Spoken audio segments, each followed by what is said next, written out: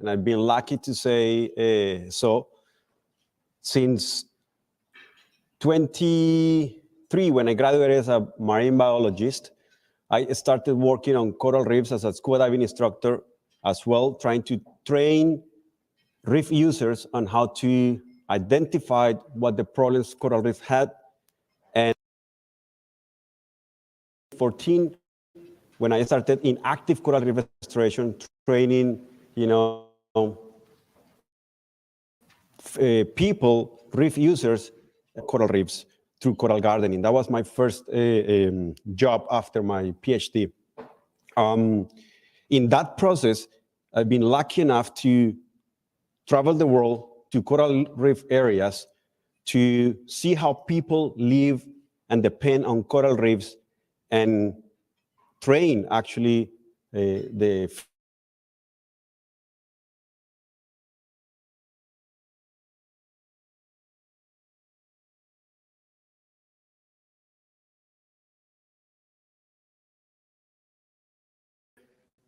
Colombia and some other places. So I really feel lucky that I'm part of the Blue Economy Ocean Summit, and thank you very much for the invitation.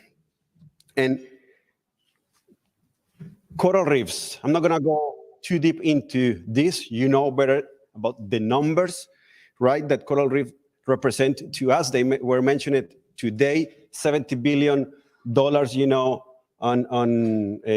the global economy, so 300 and something billion dollars to the global economy, 70 million trips annually to coral reef areas for tourism, and so many other services, coastal protection and carbon storage, right, that these ecosystems provide to us, really, really relevant to our global economy. Just for Mesoamerica and the Coral Triangle, it has been estimated that coral reefs will provide to their economies by 2030 over $70 billion.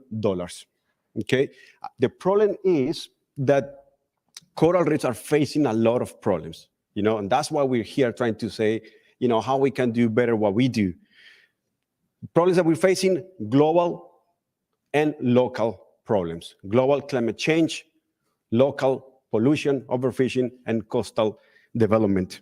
All of that is threatening coral reefs, the livelihoods of about 1 billion people around the world, and all that money and figures that I just mentioned and you guys have been discussing today. So coral reefs are really, really important to us, and the problem they're facing really relevant to our economy. So that's why coral reef restoration is so important, to the global economy and especially to the blue economy.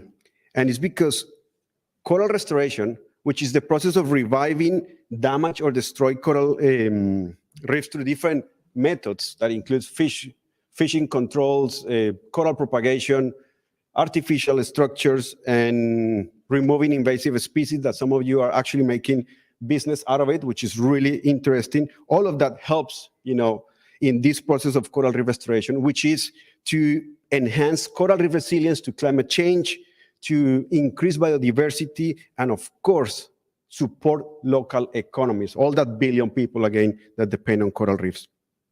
And so we're doing restoration because we care, about bringing those dead reefs back to life, and there is examples of this around the world already. They're growing in evidence. Seychelles is one of those, the Maldives as well, the Florida here. Florida, if you don't know, Florida is actually the cradle of coral reef restoration in the world. So you guys are really, really lucky here. And coral reef restoration fits into the sustainable economy very, very well. Sustainable ocean economy is an approach to ocean-based economic development that balances economic growth with the health of marine ecosystems. And this is where coral restoration becomes really relevant. It's because for a sustainable ocean economy, you need healthy reefs, right? And if not, just think of the groupers, the snappers, and the lobsters that we all love to eat, right? They come from coral reefs. And they need the high coral cover and the structural complexity on the reef, which are the targets of coral reef restoration. With those two main components, we don't have this fish, and then that $143 billion industry, fisheries industry of catching this fish will not exist.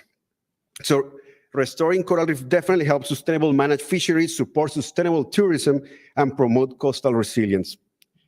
You asked me as well to speak about a little bit of technology, which is very relevant to effective coral reef restoration. And here, I want to mention two specific examples. The first one is restoration has grown so much in the last 10 years. And one of those advancements is structure from motion or photomosaic monitoring, what Google does with creating the 3D model in Google Earth and Google Maps. Well, at the Coral Restoration Foundation, we have developed an all-in-one pipeline to democratize access to photomosaic monitoring for better participatory assessment of coral reef restoration efforts. Okay, that online tool will allow anybody from anywhere in the world with access to internet to create a digital twin of the reefs that they are restoring and assess how much live coral cover they have increased on that reef that they are intervening. That's a way that we're providing technology for anyone in the world. Others have, used what we call green-gray infrastructure, which is just, artificial structures, but based on nature or eco-engineering to promote coastal protection, reduce erosion, promote coral recruitment and coral settlement. Some examples that you can see here. Best example, I was talking to someone yesterday, Granada Island. Best example of how, after modeling and a lot of economic analysis, they develop a 300-long barrier artificial structure that now is going to be covered with corals that are grown by a team of local fishermen that have been lucky to have trained last year, for instance. So all that process is very important. Technology, the importance of coral reefs, right? But to get it done and to be effective, we need people. Equity, okay? And here it's important, these two components, to ensure that coral restoration projects benefit local communities. Everywhere we go, in every proposal that I read, or that I write, actually, I said we're gonna do this to improve local communities, right? So if we do this for people, let's get people involved in the process, okay? The good news is many coral restoration projects are actually now led by local organizations and involve local stakeholders in decision making. I was last year in October as well. This is in Kenya, where I was just listening to a group of fishermen with the authority discussing how the project was going, the restoration project. There, I managed to meet this woman, Mama Pwesa, Mama Octopus, from Kenya, from Lamu in Kenya. Amina Ahmed, she calls herself Mama Pwesa. She's been fishing for octopus in her village since she was a teenager. For Amina and many other women in this village, octopus fishing provides a primary source of income and food for their families. Amina's village is in Lamu, very poor. There is nothing on that place. You can see in that photo there, that's pretty much that richness of that island. There is nothing there to grow.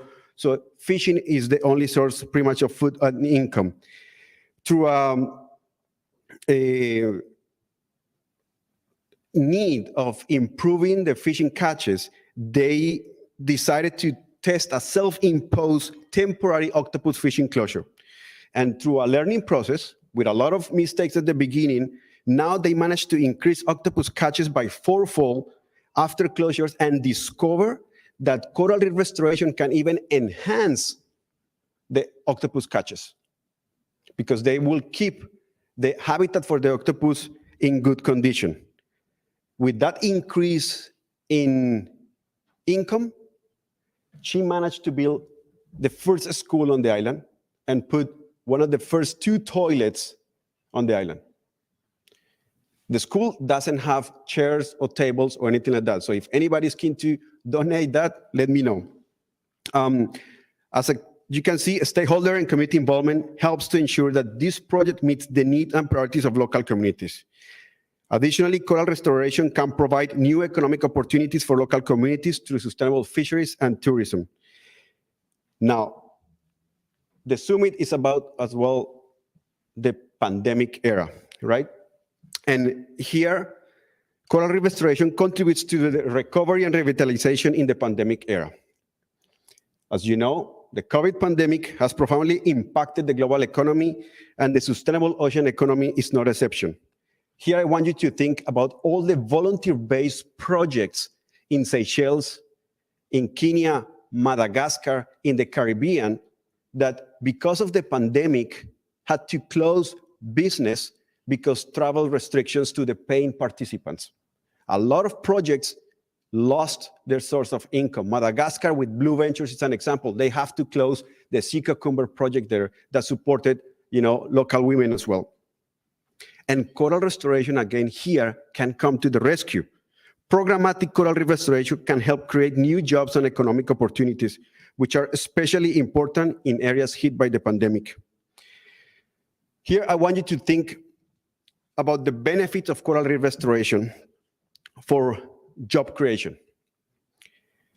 We need resource managers. We need resource monitors or restoration monitors. We need restoration practitioners. We need boat captains. We need educators. We need communicators to get the job done. So this is a whole industry that it surpasses just growing and outplanting corals. Those are the direct benefits. The indirect benefits is all the skills and abilities that are provided through internships and volunteer opportunities to the people that take part of these activities, right, to these well put together projects so that they can then be later immersed in the philanthropy market, in the science market, and in the restoration practice as well. Also, think about the tourism revenue that comes from people wanting to dive in restoring reefs. I invite you to go to Florida, Key Largo or Key West, where you're gonna find several organizations. If you want, you can come to Coral Restoration Foundation. Otherwise, there are other organizations there. Learn about the opportunities that you have to go and volunteer or just see the projects that are going and how we are trying to restore the Florida Reef Tract. Last year alone, we did 50,000 corals outplanted. We've been monitoring. Tourists are welcome to see that process, and all that revenue is being invested into the local economy, dive operators, hotels, restaurants, and many other things around. To end, coral reef restoration is definitely a critical component to the sustainable ocean economy, and it has a potential to contribute to the recovery and the revitalization in the pandemic era. Through technological innovation, equitable development, and community engagement, we can work to restore damaged coral reefs and promote the health of our oceans for future generations. While you are working on addressing climate change, and some of you as well, like Matilda, is working on local stressors like pollution, I and many other coral gardeners will continue to keep those reefs with an increase in live coral cover, and hopefully all together get the job done. Thank you.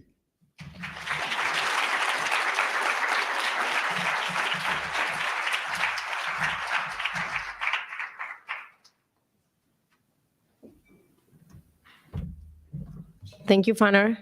Now we're going to continue with our next panel. This panel is going to have a different structure. We will have a 10-minute presentation of 3 cases of coastal resilience and managed retreat. We're going to have first Dakota Fisher community planner at the Federal Emergency Management Agency. Then we're going to have Christiana Huber, officer at the Pew Charitable Trusts. And then we're going to have Jenny Brennan, science and policy analyst at the Southern Environmental Law Center.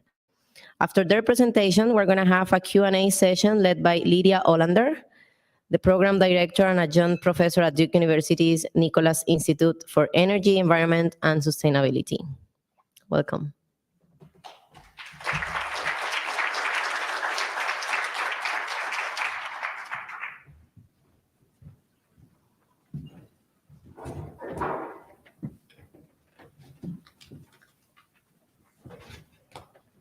Good afternoon. Is this on? Can you hear me? Okay. So good afternoon, everyone. We have a panel here that'll be talking about coastal resilience and managed retreat.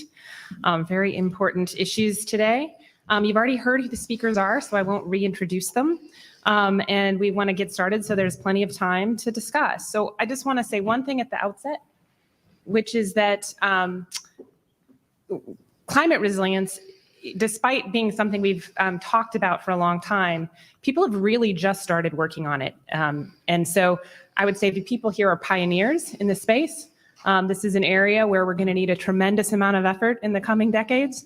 And these people are some of the people on the ground floor starting to get that going. So I'm going to turn it over to them. So Dakota, I think you're our first speaker.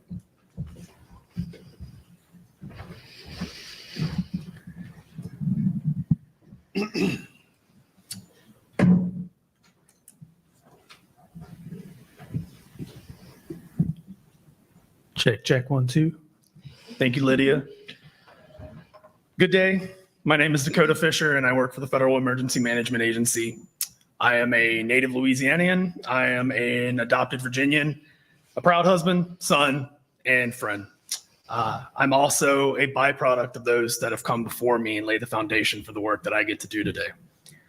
I once worked for the Louisiana Office of Community Development on projects known as LA Safe and the resettlement of Ile-de-Jean-Charles. I will talk with you all briefly about this work in addition to the activities that we are currently conducting at the federal level. Please note that I do not represent the state of Louisiana, and my opinions are my own. I do not speak for on the state's behalf. I will also talk about visceral experiences of communities of which I am not a member. I do not intend to speak on behalf of these communities or their experiences. I only want to talk about my experiences and speak on behalf of my experiences over 8 years as a state, local, and federal employee.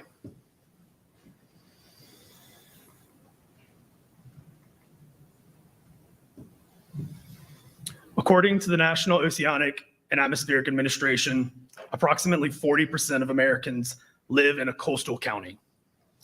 Approximately 130 million Americans living in what constitutes approximately 10% of the United States. The research nonprofit Climate Central, in a report released in September 2022, notate findings that highlight in less than 30 years, more than 648,000 tax parcels totaling approximately 4.3 million acres, or roughly the land area of the state of Connecticut, are projected to at least, and bear with me, it's a bit wonky, partly below the relevant tidal boundary level. And of those 648,000, 7.4%, or 48,000, may be entirely below the relevant boundary level. On September 9th in 2022, in a summary of Climate Central's findings, the writer Thomas Frank wrote in Scientific American that $35 billion worth of real estate could be underwater by 2050. And yes, if you do that quick math, that's less than 30 years. Many of you may have seen this graphic before. If you haven't, what you see in front of you is a NOAA-produced time series representation visualizing the frequency and cost of billion-dollar disaster events between 1980 and 2022. The takeaway? According to my colleagues at NOAA, the disaster severity, frequency, and costs are rising. In other words, the challenges posed by disaster events are becoming more extreme. No more are these challenges extremely prescient than in the state of Louisiana. The state famous for Mardi Gras and po' boys is also a poster child of humanity's battle with nature. Being a place that has lost significant land and wetlands buffer over only a few decades, this visualization in front of you on the screen shows land loss in Southeast Louisiana from 1960 to 2017. And then as I flip the slide over, you can realize that this is a place that is projected to lose even more land. In just a few decades, apologies, and that projected land loss increases the amount of risk that the state will continue to face, especially the coastal parishes or counties in Southeast and Southwest Louisiana. A perfect storm brought together by land loss and by the severity and frequency of disaster events results in increased levels of risk.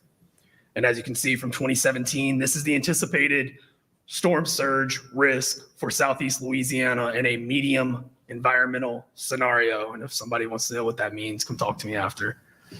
But if you fast forward to the year 2067 and match that medium environmental scenario up with the storm surge data, storm surge projections, you see a lot more dark blue than you did in that image before.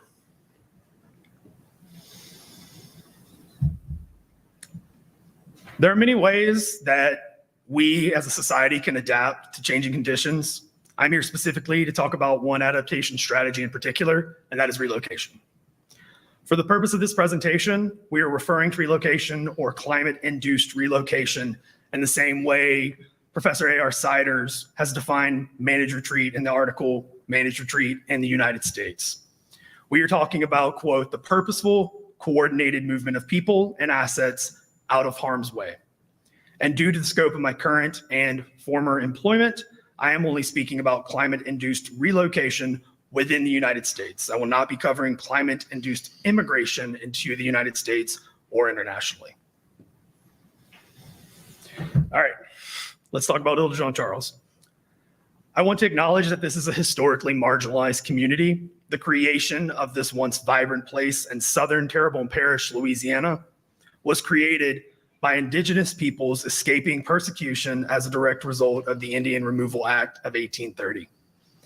I also want to acknowledge that my experience on this project only encapsulates 4 years of what has been a very trying decades plus for members of the community. Here's that map again of Southeast Louisiana. To orient you a bit, this is the New Orleans metro area. This is what is known as the Bird's Foot Delta, the confluence between the most southern point of the Mississippi River and the Gulf of Mexico. And right in this area is Ile de Jean Charles.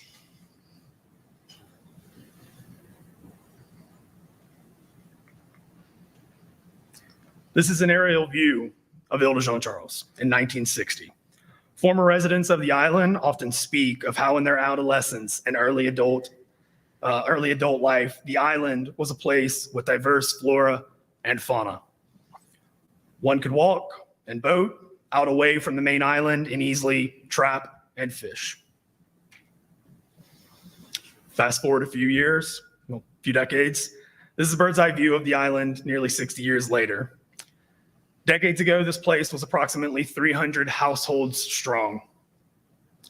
Today, the majority of the surrounding land has disappeared, and the Gulf of Mexico, it nearly knocks right on the door. There's 2 lakes, if you want to call them that are directly south of Ile de Jean Charles. When the resettlement of Ile de Jean Charles as a project, as a concept, began in 2015 in earnest, the number of permanent households was just over 30. I will not, during this presentation, do a deep dive on Ile de Jean Charles. There's simply not enough time. It is a highly complex project. It is a highly complex situation for the people who have experienced this impact, this trauma, honestly, that comes from environmental degradation and increased risk. But what I will do is highlight a couple of the lessons learned, my own personal lessons learned from the project. And a lot of this centers around needing to better involve the community from day one. It involves working directly with that whole of community early and often, and the community being not only at the table, but at the head of the table when decisions are made. It also, I would like to emphasize, is important that quiet voices, not only the most loud and pronounced, need to be heard just as well during the projects. So that takes us to community-driven relocation. Ile de Jean Charles is not the only example of climate-induced relocation in America. To date, the federal government has primarily supported relocations through mechanisms such as buyouts and acquisitions of individual property. These are very individualistic, case-by-case examples, but there are a few examples of federal funds being used to relocate whole communities. You can see a couple of those, just a handful of those communities on the screen in front of you. Quite simply, more work needs to be done. In 2020, the US Government Accountability Office, GAO, released a report entitled "A Climate Migration Pilot Program Could Enhance the Nation's Resilience and Reduce Federal Fiscal Exposure." In short, GAO identified a list of their own lessons learned and pointed to gaps in existing programs that can accommodate relocation, and in some ways how they are not properly accommodating full community-driven relocation. The GAO report specifically recommends a pilot program be used to hone a more robust relocation strategy at the federal level. And in that report, they highlight the importance of clear leadership, clear funding, and clear roles and responsibilities. And this all takes us to the present. In response to GAO's charge, my agency, as well as a couple of other agencies and the White House Center on Environmental Quality, came together and suggested that there needed to be the creation of what is known as the Community-Driven Relocation Subcommittee. Whoops. And this subcommittee was established by the National Climate Task Force, and it involves 7 executive offices of the president and 13 federal agencies. Our subcommittee has the very specific charge to elevate, coordinate, and accelerate, not a great rhyme in there, the federal government's efforts to support jurisdictions with interest in community-driven relocation through a whole of government approach. And I'm proud to say that we are grounded by very intentional goals, of which are on the screen in front of you today. I want to highlight the very first one, and I'll read it out loud. Collectively reinforce that it is essential for the consideration or implementation of planned relocation projects be grounded in communities' ability to define their future outcomes. A special thanks to the tribal nations, communities, and federal agencies on the screen in front of you. And that's going to be it for me, folks. Looking forward to Q&A. Thank you all so much.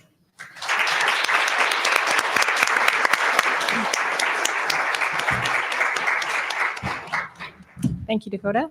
We'll turn to Christiane.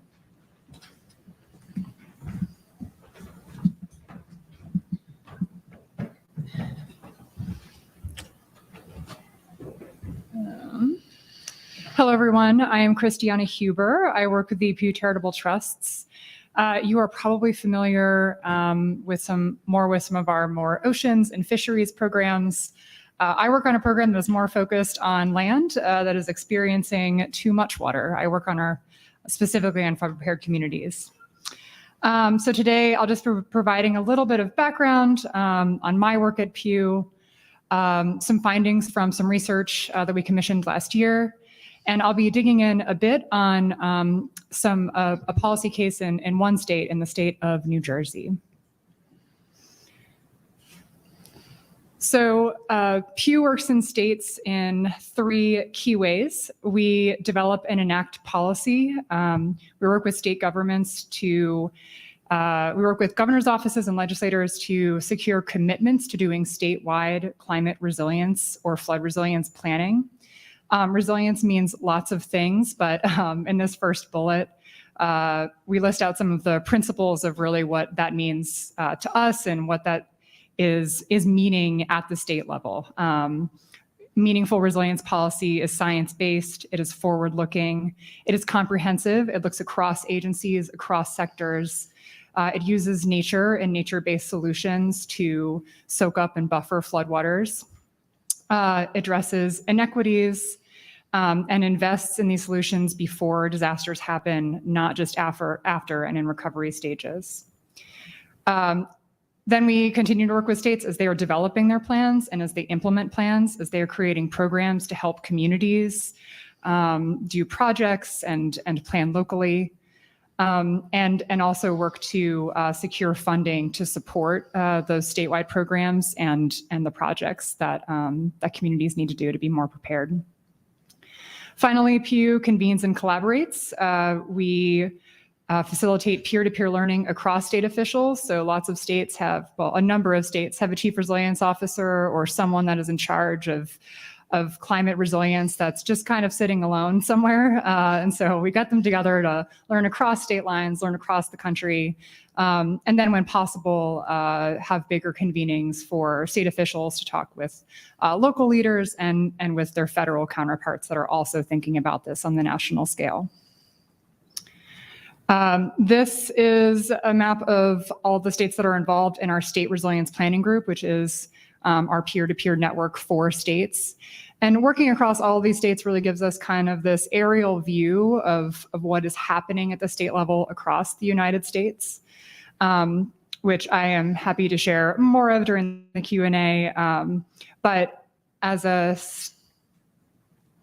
piece of kind of formalizing that learning, we commissioned Urban Institute last year to do this survey of statewide resilience planning documents. And so that includes lots of different plans, that includes hazard mitigation plans, that includes Coastal 309 plans, and a number of other documents that you can see listed. And I pulled out a few statistics that from a 70-page report that I think might really resonate today. So 39% of those plans, I will add this is across 50 states and all US territories. 39% of those plans dedicated time and resources to targeting assistance to low capacity communities. A huge barrier to communities acting is not having enough local expertise, staffing, and resources. And only 39% of plans are really addressing that issue. Less than one-third of plans, or one-third of plans really only relied on historical data. We're really looking back at climate and flood risk and not looking ahead at climate change's impacts and changes to this risk. 84% of those plans only minimally or did not consider disproportionate impacts of climate change and flooding on socially vulnerable communities. And finally, 98%, the vast majority of those plans did not consider population growth projections in those risk models, which I pull out today because, to Dakota's point, about 40% of the US population living in coastal communities, there is tremendous development pressure and could be population growth in some of these coastal areas that states are really not accounting for yet. Oh geez, how do I back up? There we go, okay. So a bit of context on the state of New Jersey. Pew actually was not so involved with this flood rule. We worked there to encourage stormwater utilities to be set up in local communities to really incentivize better stormwater management and fund it. And we're also now working with the New Jersey Department of Environmental Protection on programming out assistance for communities to help with local resilience planning. But I'm highlighting this rule in New Jersey's work because I think it is kind of a signal of some future state policy across the country and has large ramifications for both coastal resilience and potentially for retreat. So this is only the last 5 years. New Jersey has done lots of other work since the 90s, since Hurricane Sandy, but for this case, in 2018, Governor Murphy signed Executive Order 89, which committed to doing a statewide resilience plan. And then acknowledging that doing a plan isn't enough, you still need to change rules. You need to make decisions about environmental policy and land use differently. He also signed Executive Order 100, which directed New Jersey Department of Environmental Protection to adopt regulatory reforms to reduce emissions and adapt to climate change. So New Jersey had these kind of two parallel processes happening. Their statewide resilience strategy and then coastal resilience plan came out in 2020. They are wonderful plans and documents if you're interested in coastal resilience. And then alongside that, the state started this protecting against climate threats process to really seek out expert input, stakeholder engagement, to really think about how to change environmental and land use decisions statewide to account for increased climate and flood risk. While all that was happening, New Jersey also got hit with Tropical Storm Ida, which was a pretty extreme event. There were 30 flood-related fatalities, very sadly. 12 rivers in the state reached above a 100-year flood stage. It was really quite broad, widespread flooding. And one of the outcomes of that was that 31% of the flood insurance claims after that event were outside of the 100-year FEMA floodplain, where there is a requirement to buy flood insurance in order to have a federally backed mortgage. So seeing how nearly a third of the people impacted were not within mapped flood hazard areas, it was clear New Jersey was not responding to current risk and especially not future risk. So all of that came together into the New Jersey Inland Flood Protection Rule, which seeks to address these large changes in precipitation that have been observed since 1999, and that are expected even in just a moderate climate emission scenario for the second half of the century. And New Jersey found they were using outdated rainfall data, only computed through 1999, and not accounting for future precipitation increases, and really only using historically looking flood mapping. So the rule requires the use of future projected precipitation when making development decisions.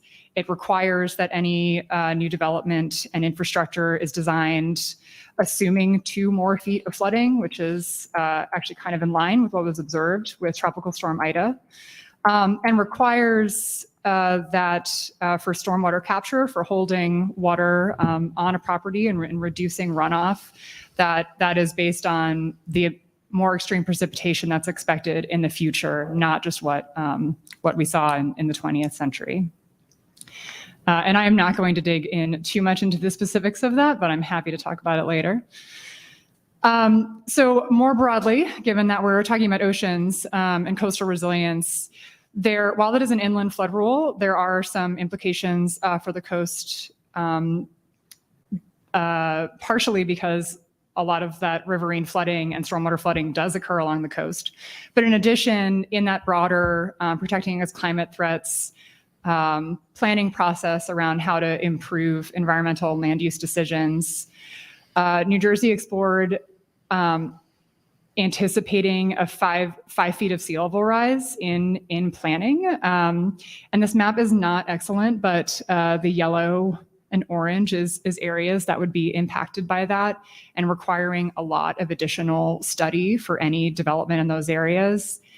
And it additionally would set up an inundation risk zone where any property, any new development, any new infrastructure in an area that could be inundated by the end of the century would have to undergo a lot of additional engineering, a lot of additional design, and potentially would need a waiver to even be built. There would need to be justification for why that's needed.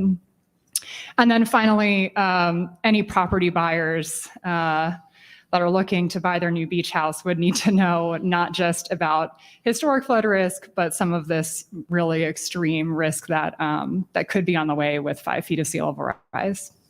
And that 5 feet of sea level rise was based on a moderate climate scenario and was, I think, an 83rd percentile.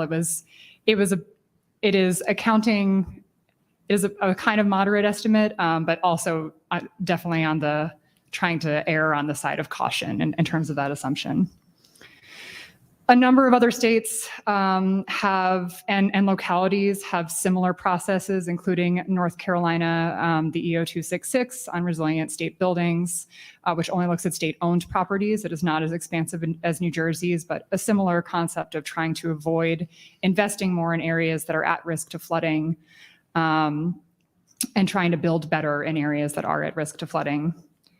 I will also, so, thinking more broadly about that across the East Coast, New Jersey has a very successful Blue Acres program to do buyouts of properties that are at risk or that have been flood impacted.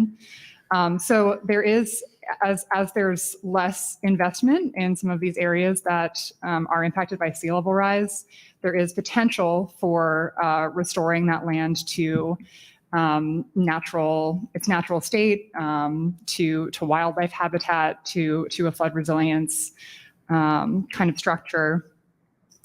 But there's not as much opportunity for more broad planning and restoring larger swaths of land, which really brings into focus kind of this discussion about managed retreat and the need for broader forward-thinking planning about when people are going to need to leave and what can, whether that land can become marshland in the future, if there are other natural uses for it, and what are some of those opportunities that are tied into kind of the painful reality of managed retreat.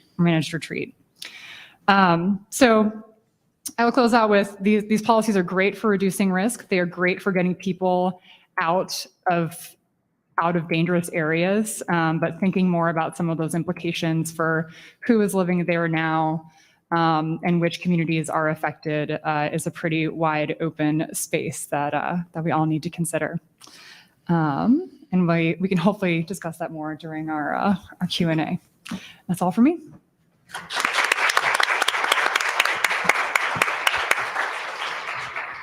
All right, next up is Jenny.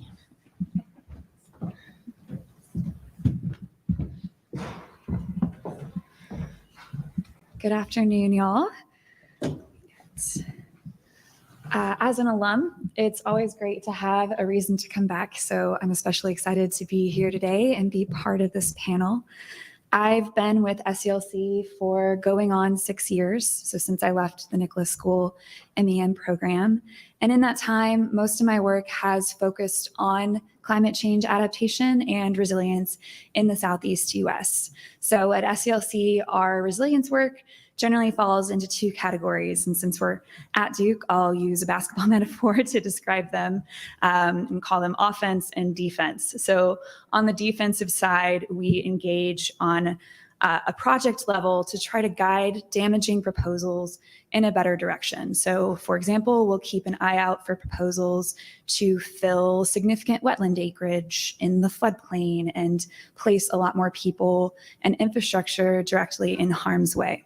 So we'll engage with the NEPA processes and permitting processes and work with local partners and other local stakeholders to try to drive these projects in a better, more resilient direction for that community. And we also get to go on offense to change and create policies to make sure that they more appropriately consider climate change and climate justice and different types of planning, for example. And we'll do this policy work at the federal, state, or local level as opportunities and needs arise.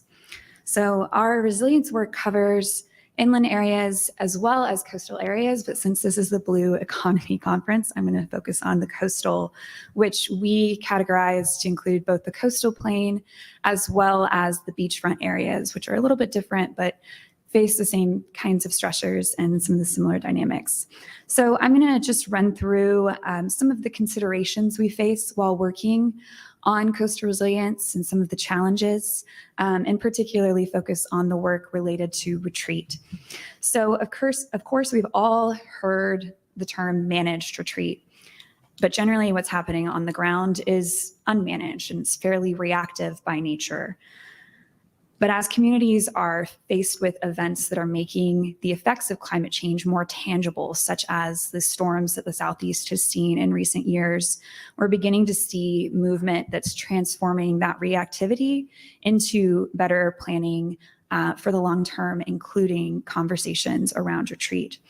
So, for example, North Carolina Highway 12 is a very vulnerable stretch of roadway because it runs along the Outer Banks. And the picture on the right depicts a section of this road that has been breached after a storm. I believe this was after Florence in 2018. And some of these sections continually are breached and eroded time and time again. So for the past 2 years, we, along with stakeholders, including Dare County government, the National Wildlife Refuge, North Carolina Coastal Federation, and other local stakeholders have been involved in a task force to try and brainstorm recommendations for what to do about the adaptation of North Carolina 12. And really the goal was to put forward a plan. And there is a consensus between all of these stakeholders that we can't keep rebuilding the same spots and repaving the same spots over and over again in the exact same way. So they came together and put together recommendations to pull back some sections of the roadway a little bit from the active beach area toward the backside of the island where possible, bridge some of those really high energy areas, and really just be able to realign portions of the road so that over the immediate years, we're not sort of just throwing money away that's literally being washed back out to sea, right? And I like this example for retreat because it shows that not every case is going to automatically be we're vacating this entire area at once, right? I think in reality, it can be, sometimes it's the Ile de Don Charles example where an entire community leaves, but in reality, in application, it can be more gradual and incremental by nature and more of a realignment. So this was planning that was really catalyzed by different storm events that struck the area. And similarly, in Rodanthe, some really significant erosion driven by storms last year also highlighted the hazards of septic tanks on the beachfront. And now the North Carolina Coastal Resources Commission is working to try to figure out how to better handle septic on those most vulnerable oceanfront lots, particularly those that are seaward of the dune and the vegetative line, and try to prevent the problem that's shown in the picture on the left, which is the septic tank stranded on the beach and leaking untreated sewage onto the public trust areas. So though it's reactive by nature, this is definitely not going to play, but that's fine. Though it's reactive by nature, events like this, road beaching and houses falling in and recovery following major storms can be really important drivers of planning for retreat. This video, go look it up later.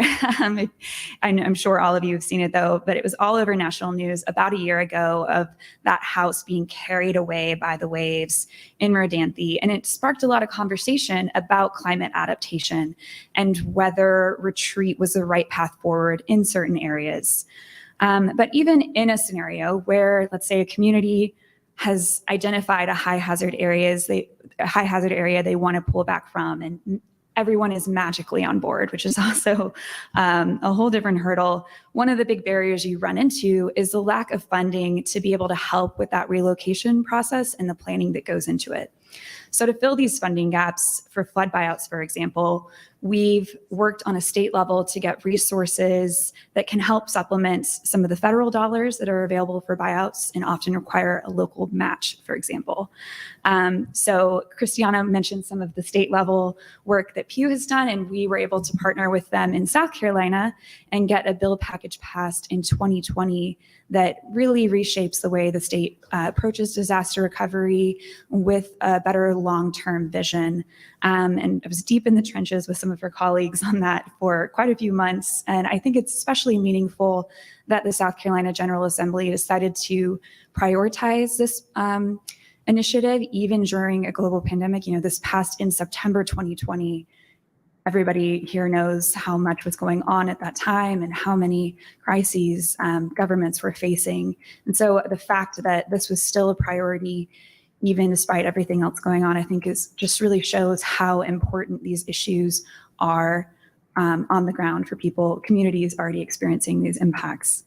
So one of the pieces of this act that I was especially invested in and I'm excited for is the state revolving fund that provides low to no interest loans to localities can really be a form of stopgap spending to help them, for example, make that local match to pair with FEMA dollars and act as a bridge, really. And we baked in some best practices for this program to try to make those buyouts more successful. For example, a community can get a reduction in the amount that they have to pay back to the state if they complete floodplain restoration following that buyout, and if they help relocate residents outside of the floodplain and within the same community. There are sort of these baked in incentives. I also want to quickly mention the Virginia Flood Preparedness Fund. It's a little bit of a different structure from the South Carolina fund, and it's funded in a different way. But so far, a lot of that has been used for planning and to really try to fill the gap in funding for localities to even envision what adaptation should look like in their communities. So even as we're working through these funding and planning hurdles and how to deal with existing risk along the coast, in some cities exploring very expensive billion-dollar flood protection measures, we're also still building new homes and new infrastructure in areas that are only going to be increasingly vulnerable and by nature make communities more vulnerable through time.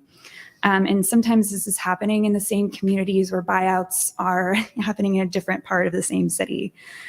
So we've got a lot of work at SCLC focused on preventing the need for further retreat down the road. And one great example of this is the Cainhoy development. This map on the right can orient you where that lies in relation to the Charleston Peninsula there on the bottom left of that map image. And then the left image is one of the tidal creeks that runs throughout the southern portion of that property. So it's a 9,000 acre tract. And the developer is proposing to put 9,000 housing units out there. Most of those are single family detached homes, so it takes up a lot of space.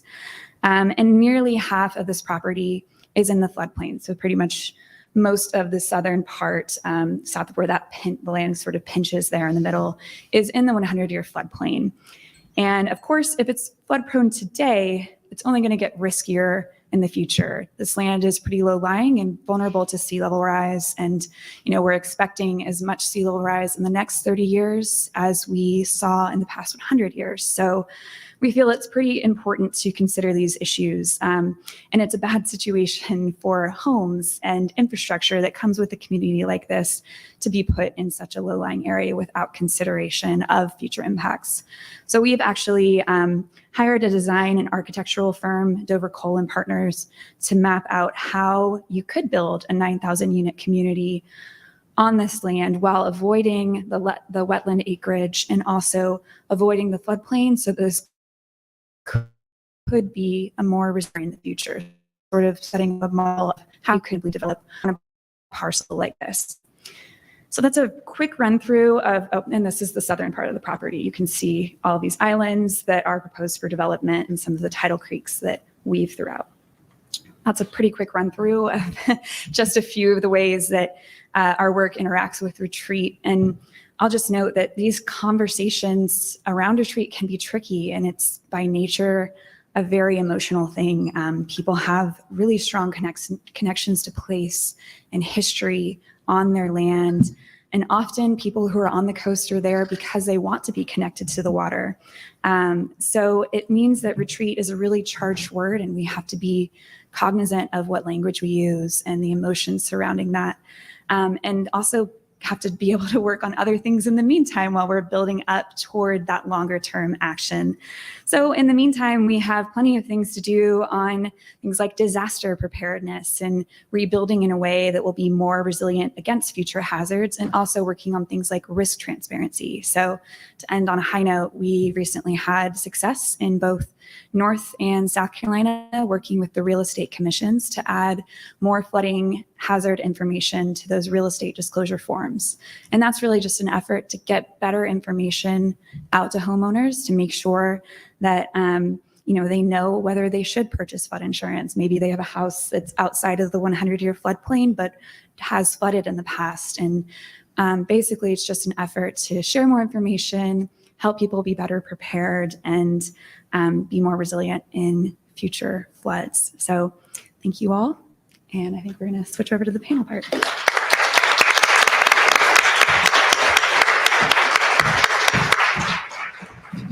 Well, fantastic talks. It's great to hear all the work underway. It's actually nice to hear all the different examples of states and municipal areas moving forward here.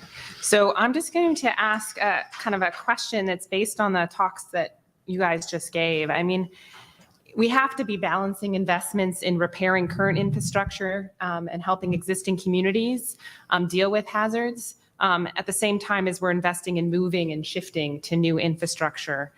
And we know it's more cost effective and safer to build for the future, yet we are currently still repairing what we have a lot of the time or building new stuff in bad places, right? There was an article by William Becker in The Hill at the end of February that said, quote, "Our new mission should be flood avoidance rather than flood control." Everything you talked about is in that vein, right? It's kind of, we have to move beyond the old way of doing things. And I would love your thoughts on two things. First, how far are, how far have we gone in that direction? Like, how are we doing?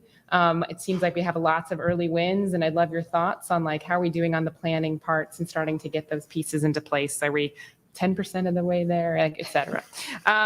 And then I'd love your thoughts on like, what's the next wave? Like, what are the next big things that we need to do that we haven't quite been able to do yet, but that you see on the horizon to start to address coastal resilience needs? So I'm going to start with Dakota, if that's all right, since you haven't spoken in a while. So first and foremost, it's easy for me to say with hindsight that like we should have been more intentional and more future forward in our thinking when we were developing out our communities. I say this all the time, just being really honest. It's really frustrating to see places where, my hometown is Central Louisiana. In 2016, 80% of the building stock in Central Louisiana was inundated by a major flood, specifically in August. And it's really frustrating to see that community, my home, that happen. And then you quickly realize that much of that flooding was in the floodplain. And to make matters worse, that the very first thing I heard come out of the mayor at the time's mouth right after the event was, "I'm not really worried about getting people out the floodplain. I just want to get them back into their homes," which I understood his intent and his intention. He wants to return livelihoods as quickly as possible. People were critically hurt, but at the same time, it's the mayor's job to be much more intentional about the future state of his community and not just the state that next week. So easy for me to have hindsight. My answer, actually, so in that Hill article, Becker cites another article that was published in the Society of American Military Engineers by the University of Michigan and Gilbert White, titled "Changes in Urban Occupants of Floodplains in the United States." I actually reached out to a DHS librarian recently, the Department of Homeland Security, and she dug this article up for me. And in that article, it points out that there's a quote in there that says, "The federal incentives are creating a perception that if a serious flood hazard develops, the federal government will deal with it." That was 60 years ago. I'm hopeful my very brilliant colleagues to my right, your left, will be able to have a much more positive answer. I don't have a very good answer. The positive answer I can give is that we're thinking about these things. There is intention at both the local and the state level to talk about and to try and figure out these very hard problems. But as Lydia started the conversation before any of our presentations began, we're sadly still very much at the forefront of addressing these challenges. And so I don't have to leave on a high note, I also want to point out real quick, there was a study by the American Planning Association, and I'll just say bias, planner, love APA, I think they do great work. And they specifically point out in their study that, sorry, I'm finding my note here. They found that more than 10 new residential homes in North Carolina are built for every one home being removed from the floodplain. That's not good math for me, guys. Thank you. Go ahead, Christina. My answer was also going to cite that study. No, I mean, so in terms of the big picture, where are we with planning? As you saw from like our map, that is just states that we're engaged with. There are others. California's doing things, Wyoming's doing things, Texas is doing things. I mean, I think on that state level, there are a lot of states that are very aware this is an issue. They are starting to put resources and real thought towards this. That's still, there's probably still 30 states that aren't really quite there. Maybe 25, we'll go with half and half. In the states that are doing some of this, and I mean, I think Jenny started to, really kind of dig into some of the real like creativity and innovation that's out there. I mean, some of the chief resilience officers we work with are brilliant. They have great ideas. They are trusted by their communities, well, by a number of communities. They have buy-in from other agencies. They're accessing good science. I mean, there is huge progress in the last 10 years in the places that are doing this. But then I was going to cite that study and the point that what that actually looks like on the ground is still proposed developments on land that looks like islands and marsh. And so there's lots of progress. And I will also, I'll say the national level, which Lydia is aware of, in terms of more national coordination across federal agencies. I mean, this administration has put more funding and thought and coordination into this adaptation question than far and away more than anyone else in the history of the United States. So, I mean, there's certainly progress in terms of at least strong leadership at the federal level on this.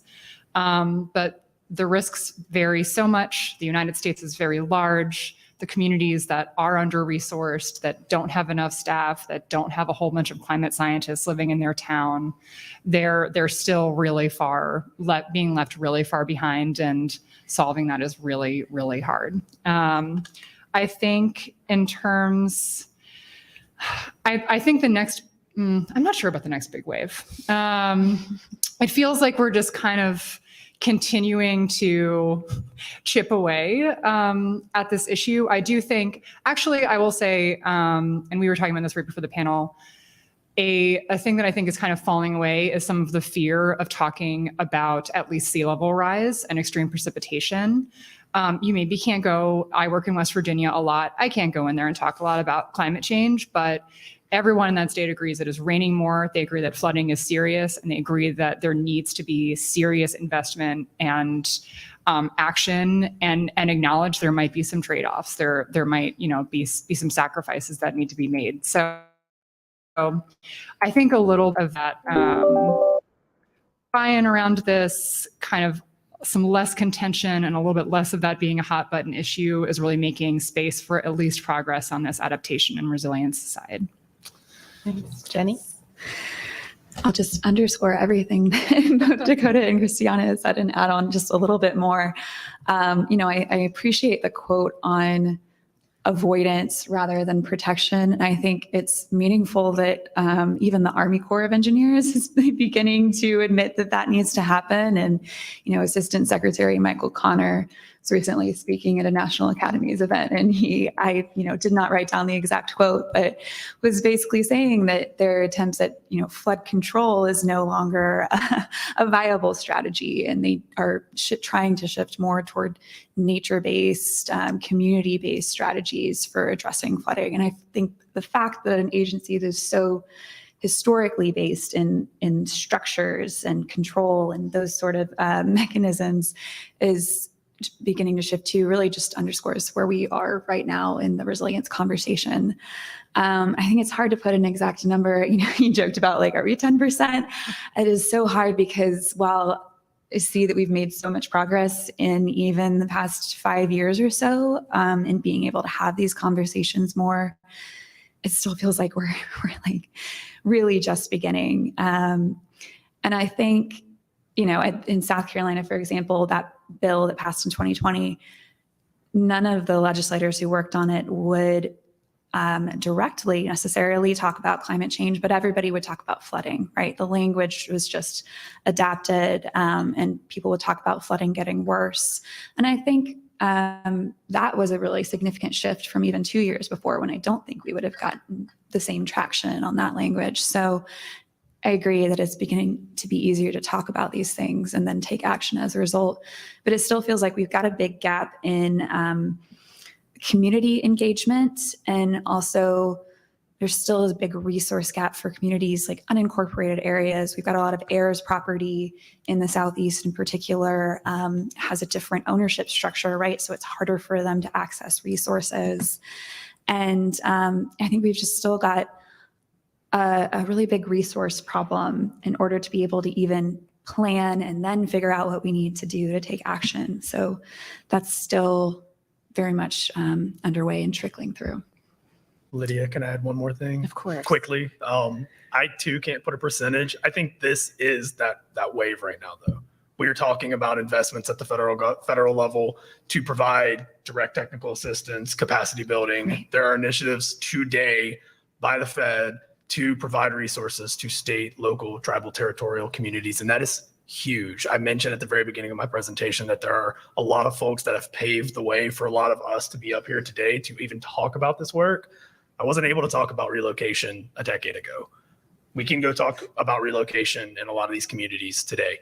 We may not be able to talk about climate change in West Virginia, but we can go talk about flooding and the impacts that people see in their backyard every day and have realistic, future-focused conversations with them. And that is really exciting. I actually just got goosebumps a little bit because it is exciting. It's a step in the right direction, but we have a lot of work to do.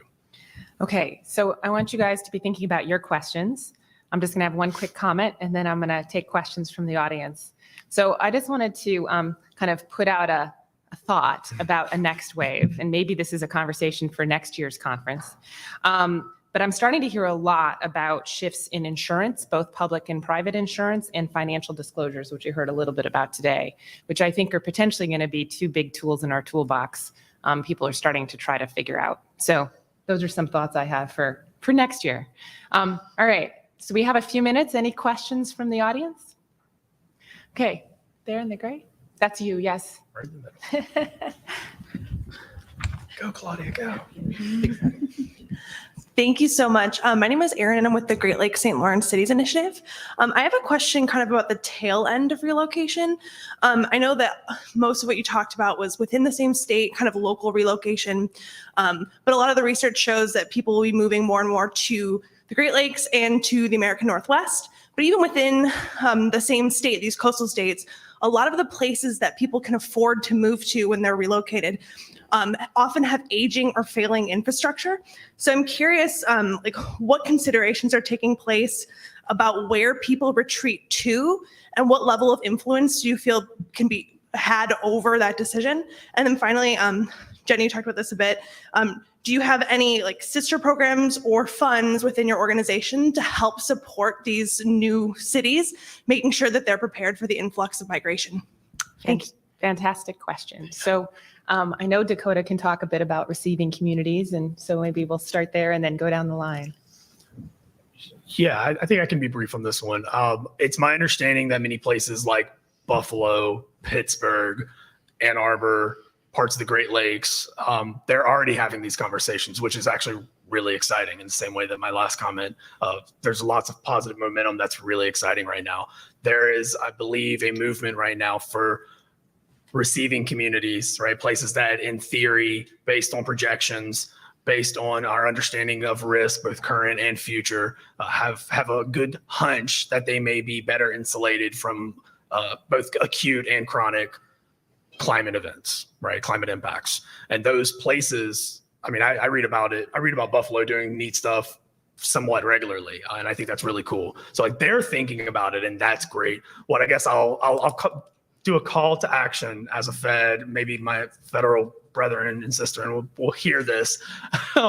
Like, we should be considering those communities in the same way that we are considering the places that need to move today, right? We need to be certain that the funding that is provided by at the federal level is cognizant that there are different conditions and different circumstances, different considerations for the receiving communities, but it is just as important. If you have an influx of population, City of Houston was a good example in 2005 after Katrina, that there was just a great example of that city not being prepared to have such a large group of people come from New Orleans, the New Orleans metro area, and coastal Mississippi. We have to be able to plan for those events. Thank you. Yeah, so I went to University of Michigan for graduate school, and there, I think her title now is Sustainability Officer and Innovations Officer, but Missy Stultz, she is a real figure in the adaptation community. And so I've been thinking about some of that receiver question for a while. I need to go back and look this up, but Ann Arbor, along with a few other communities and some nonprofits, there are a whole bunch of other partners in this, commissioned a study to look at, do some like demographic projections on how their population might change in different climate scenarios. And, they're starting to think about how that means they might need different stormwater infrastructure if there's going to be more development, and there needs to be different provisions for plumbing and housing and transportation. So I think that planning is starting to happen. It is in people's minds, and I technically work on an environmental program, and while, as I described, I'm very focused on people outcomes and people's well-being and safety, thinking about better growth in these places that does not result in wildlife habitat fragmentation and basically causing so much development that then there's stormwater flooding downstream and downhill from these areas of growth is absolutely critical. I mean, there's a lot of opportunity for places like Buffalo and Detroit and Duluth to absorb more population, and there's capacity for that. But really, I think in addition, after the pandemic, some of the population growth we've seen in rural areas that is very unplanned is very much just kind of opportunistic.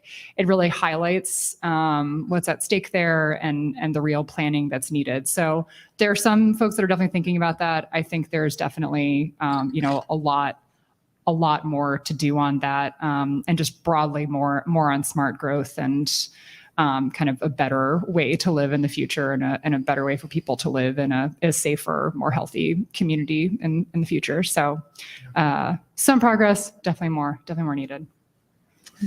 Jenny, would you like to add? Yes, I think a lot of the best practices for planning and smart growth in general are going to be helpful for those inland receiving communities. So I think the better policies that can be put in place now, whether or not they are directly because those communities think they'll be receiving communities, I think good stormwater manuals and other regulations can really help, guide that future wave of people into better places and make sure all of that's prepared. I think one way that we're starting to look at that inland migration is through water supply issues. I think there are also a lot of communities that are already stretched on their water supply, and not necessarily, in the Southeast, we're not a desert area, right? But we do have plenty of communities that struggle with water supply while also struggling with flooding, right? We've had these like flash droughts and extreme flood issues happening simultaneously. And so I think there's beginning to be more conversation about what happens if we get an influx of people down the road. I still think in our region that's lagging behind some of these more Great Lakes area and in New York area examples. But I think the conversation is starting to happen at the same time in our region. everywhere is experiencing so much growth right now, not just related to climate change. And so areas like Greenville, South Carolina have experienced just a ton of ballooning and growth, and the rural areas outside of them are quickly turning into suburbs.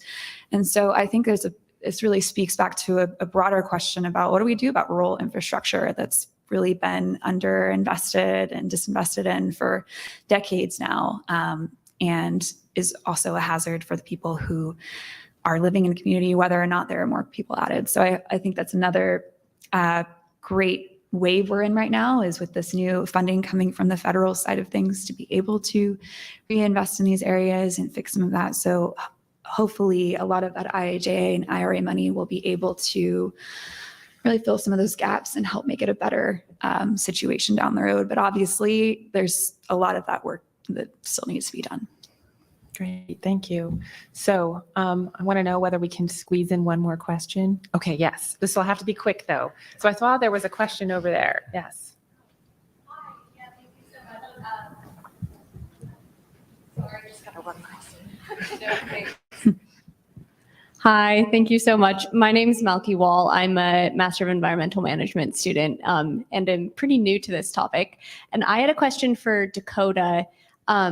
Could you speak a little bit about what the kind of supports look like for communities that are doing managed retreat? Like, is it just buyouts, or are there other types of, I don't know, like grants that help people find a new apartment? And is there anything for folks who don't own land in the area but have been based there for a long time?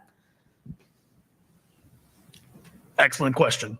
So as a federal employee, I think often a lot of time about public dollars. I think about federal dollars in particular. And as I've been able to work on this topic at the federal level, it's thinking about how we utilize federal dollars, and of which there are many different types of dollars, and make sure that they work well together.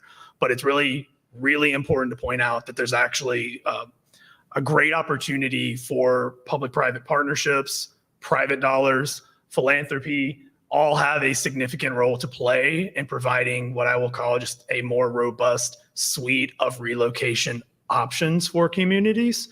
And I'll also just add, on the public front, I mentioned in my presentation that the traditional way of moving essentially people from one place to another, from one high risk profile to a low risk profile, is through buyouts and property acquisitions.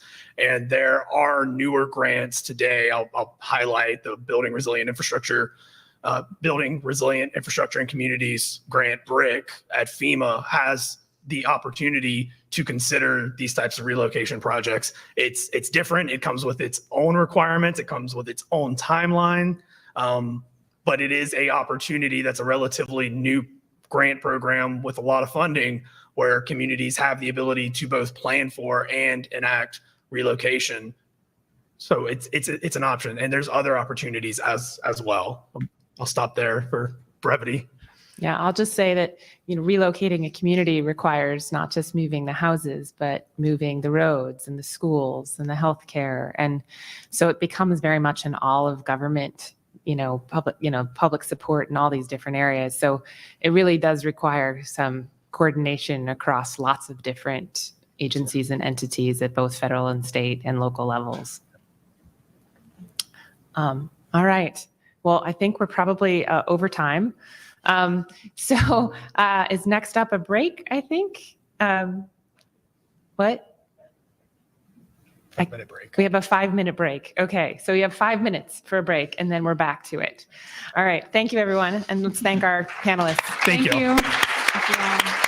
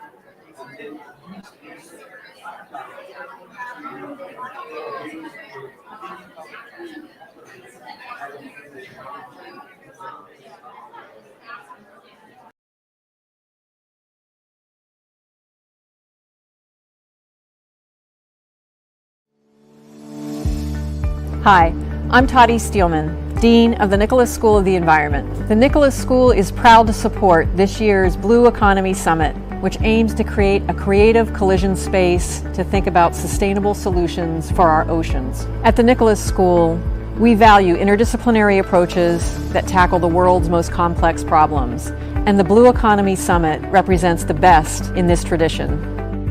Thank you very much for being part of this exciting event. I look forward not only to the conversations that we will have, but the creativity that you will all bring to making our oceans more sustainable.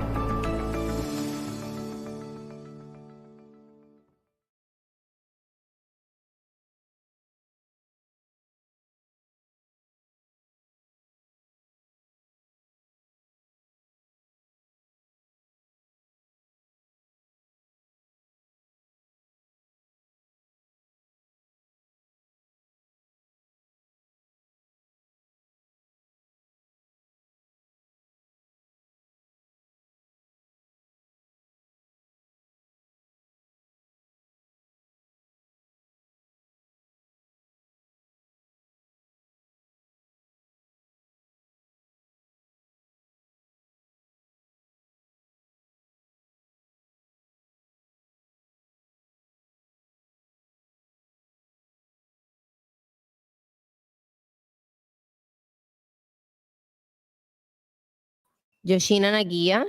She's a Hoffman postdoctoral fellow from Stanford Center for Ocean Solutions and the World Economic Forum. She's an interdisciplinary researcher and postdoctoral fellow at the Stanford Center for Ocean Solutions and the World Economic Forum. She holds a PhD in Environment and Resources from Stanford University. Her current research focuses on centering equity for ocean innovations in small-scale fisheries and aquaculture. Born and raised in Mauritius, Yoshina spent the early parts of her career conducting community-engaged research focused on climate change adaptation, disaster impacts, and recovery, marine protected area management, and the inclusion of natural and cultural heritage in marine governance.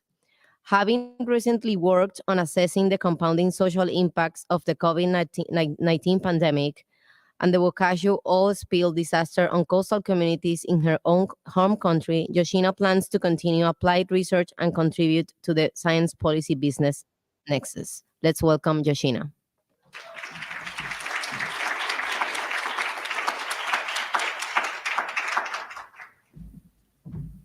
Thanks, Chichi. Thank you all for being here today. And I'm pleased to be speaking today about recovery and revitalization in the pandemic era.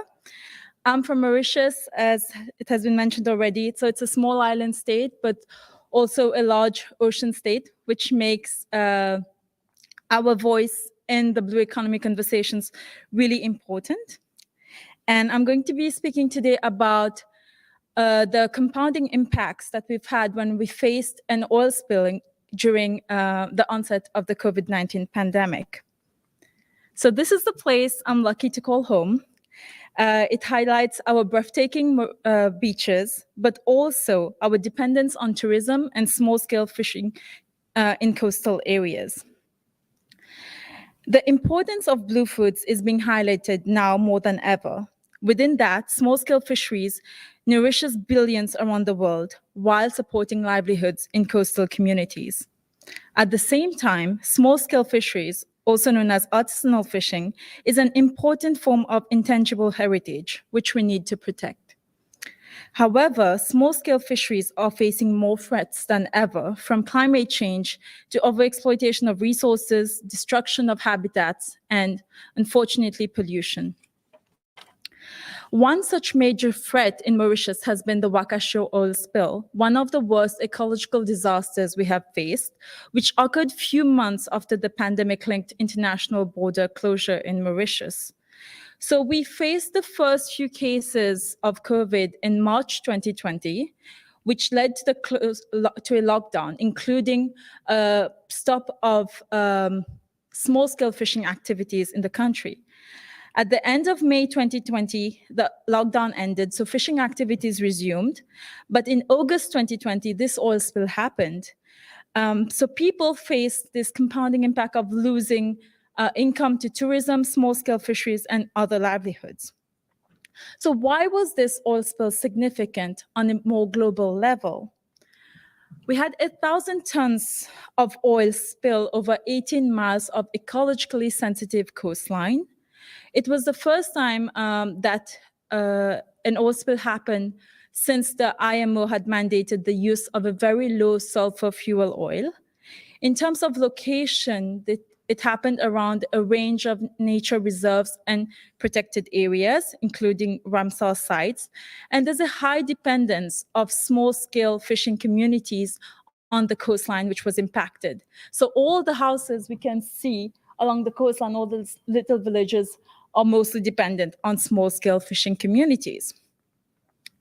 So in my presentation today, I'm going to look at the multi-stakeholder responses following the oil spill in Point Disney, Mauritius, followed by the compounding impacts on small-scale fishing communities more specifically.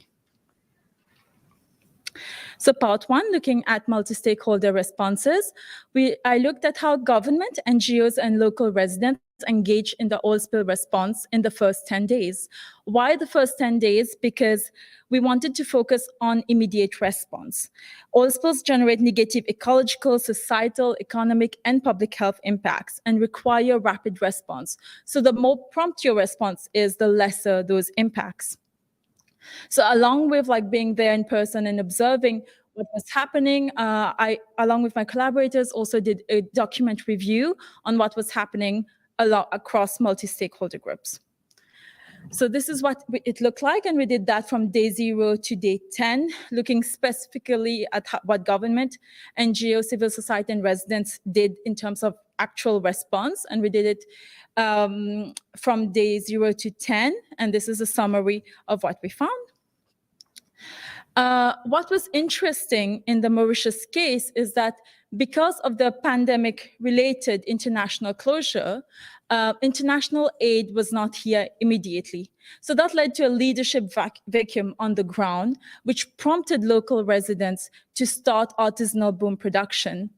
So a group came together and started trying using local sugarcane bagasse, which is a byproduct of the local sugarcane industry, put it in this special fabric. They used plastic bottles for the buoyancy, and it ended up working. And it prompted thousands of volunteers to come from all over the island to manufacture these booms. So more than 7,000 volunteers helped to make 57 kilometers of artisanal booms with materials and donations that communities, but also the private sector, donated overnight. And it contained the oil, which facilitated the skimming procedures. There was also nationwide hair donations, and even diaspora willing to ship their hair over when it was shared that hair could absorb the oil, and it prompted nationwide hair donations, which was really impressive because it highlights a level of personal sacrifice that is quite phenomenal. So that also became this huge movement. These are all volunteers who were helping in those initial days. And this is on day 4 or 5. And so people had learned to wear equipment. But in the immediate aftermath of the oil spill, I remember fishermen being in just shorts trying to remove the oil with buckets. So it highlights the level of attachment, but also desperation they were feeling in that moment and how much they relied on these resources. So to really delve into the social learning following this disaster, which happened during the pandemic, I collaborated with a disaster researcher in California to compare the oil spill response we observed in Mauritius with Huntington Beach. So of course, it was a different kind of oil spill. Here are the differences highlighted. But we really wanted to focus on those first 10 days. What was the immediate response like? And again, we focused on government, NGO, and local residents' involvement. So the anticipated response we expect when a disaster of this dimension happens is for the government to really take this strong leadership position, and then there's some level of coordination with NGOs and local communities. So this is what we observed in the California case study. Whereas in Mauritius, case A, where there's such strong dependence on external expertise, we see that the delay in getting external expertise due to the pandemic put more burden on NGOs and communities to act in those first few days. So that also have environmental justice implications because they're more exposed to the oil, and we observe a lot of other impacts. So the key differences has been in terms of how the pandemic affected these activities. In California, all recreational and commercial fishing was prohibited and the beaches were closed. In Mauritius, despite the closure, because of this leadership vacuum, volunteers produced artisanal booms and were out on the coastline because they felt that not enough action was happening in those initial days. So this went on until like day 7 or 8, until enough experts was on the ground and took over. The pandemic delayed arrival of international aid and expertise is what prompted the strong involvement, but we saw a limited impact on the pandemic on cleanup activities in California. There was active volunteer action with associated health impacts in Mauritius, whereas untrained volunteers were not permitted to engage in cleanup in the Huntington Beach, California case study. So we can see these impacts, and in this comparative case study, we can see that, globally we may be facing similar kind of challenges, but in more vulnerable contexts, these implications are much higher. In terms of key findings, we saw that prior local expertise and capacity was able to support governmental and organizational capacity better.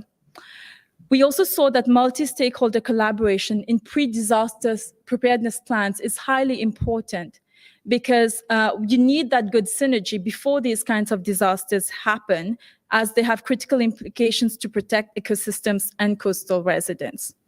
There are also significant environmental justice implications, which highlights the vulnerability of contexts like small island developing states. We also saw that the delayed government action put more pressure on local communities. There were also policy implications observed. For example, from this case, Mauritius is updating its contingency plan now, and in California, there's been more and more call to ban offshore drilling. So there's also policy windows which open following these disasters, which need to be considered, and they may be of different kinds level. So this is, in a nutshell, what the findings from this comparative case study. Next, I will quickly move into how we felt the impacts of these two disasters on small-scale fishing communities more specifically. So for that purpose, initially in the immediate weeks after the spill, I conducted 7 community meetings in the oil spill impacted area, followed by surveys in both oil spill impacted area and reference sites, which had experienced just COVID and not the oil spill. So this is what the community meetings look like, basically gathering people in these impacted areas to discuss about the impacts they had felt and how they saw the future, like what were alternative livelihoods they were willing to consider. So in terms of impacts, of course, there were loss of livelihoods, but an important point that came forward, especially from women, were the change in diet composition and food, as well as nutritional insecurity. These are people who live just across the sea. When it's dinner time, they can just walk, catch fish, come back and cook. So now they had already lost a lot of savings from lost in tourism-related jobs or not being able to fish. And then when it was time to recover, the oil spill happened and they lost even that. So they were losing the savings and they were losing the source of subsistence. And that had impacts on other aspects of their life and well-being. For example, many people were not sending their kids to school because they didn't have any lunch to send along. So there's a lot of interacting impacts that we observed.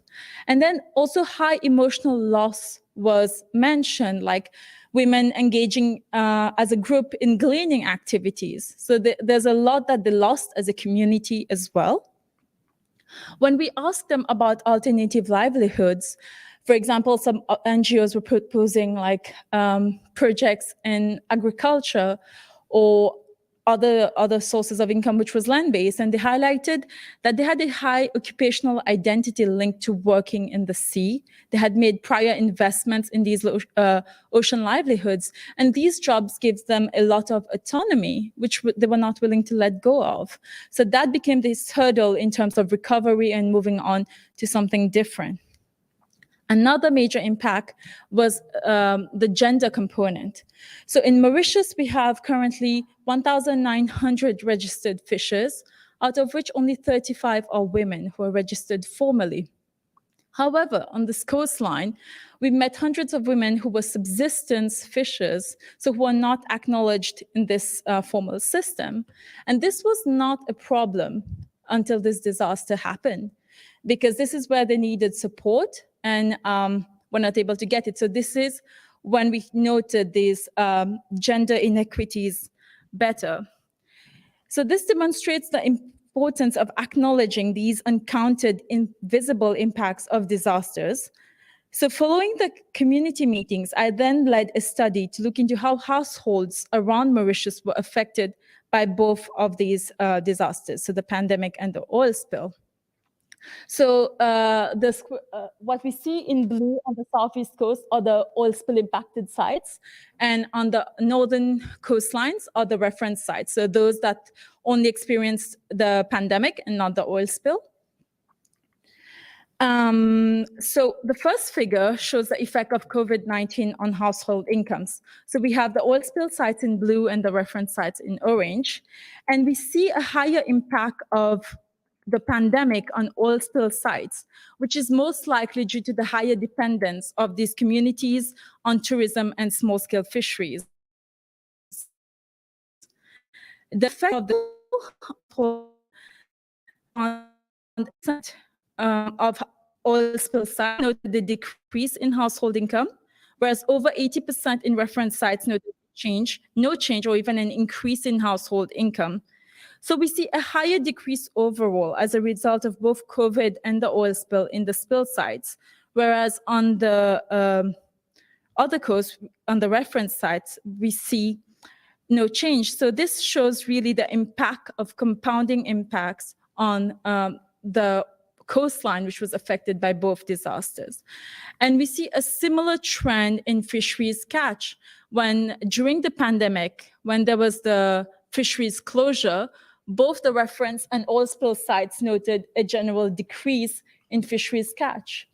When the oil spill happened, the reference sites was able to recover, so they experienced no change and even an increase in fisheries catch, whereas in the oil spill sites, it was again, the fisheries catch kept on decreasing.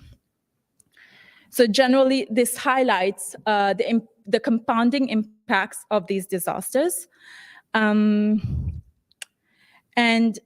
when the oil spill happened, we see a much sharper decrease in fisheries catch as a whole. But what it also shows is that there are invisible groups within small-scale fishing communities. As much as we tried, we could not capture that gender inequity in the household surveys because women in general were not willing to participate in the surveys. So unless we went for the right people to these community meetings, we would not have captured these gender impacts. So as we are thinking about recovery in this pandemic era, we need to really think about the equity aspect of this work. And there is a need to design very carefully and triangulate research approaches as we work in this space. So whenever we think about the blue economy and especially about recovery and revitalization, we all need to make a meaningful effort for decision-making to be based on science supporting ocean health and sustainability, but also the needs, views, and impacts felt by coastal communities, especially women and children, have to be taken into account. And for whatever action we are taking to develop our blue economy, we can't think about recovery from a single stressor, which is the pandemic. There's a range of impacts happening. And as climate, blue economy, and conservation implementers, and in this era of blue recovery, it presents an opportunity for us as we are addressing these different impacts. So climate change, the need for blue growth, and the need for conservation, especially area-based conservation. We really need to have a focus on social justice. Because it's the only way we can work together and be adaptive to heal the ocean and people relying on it. So on that note, thank you.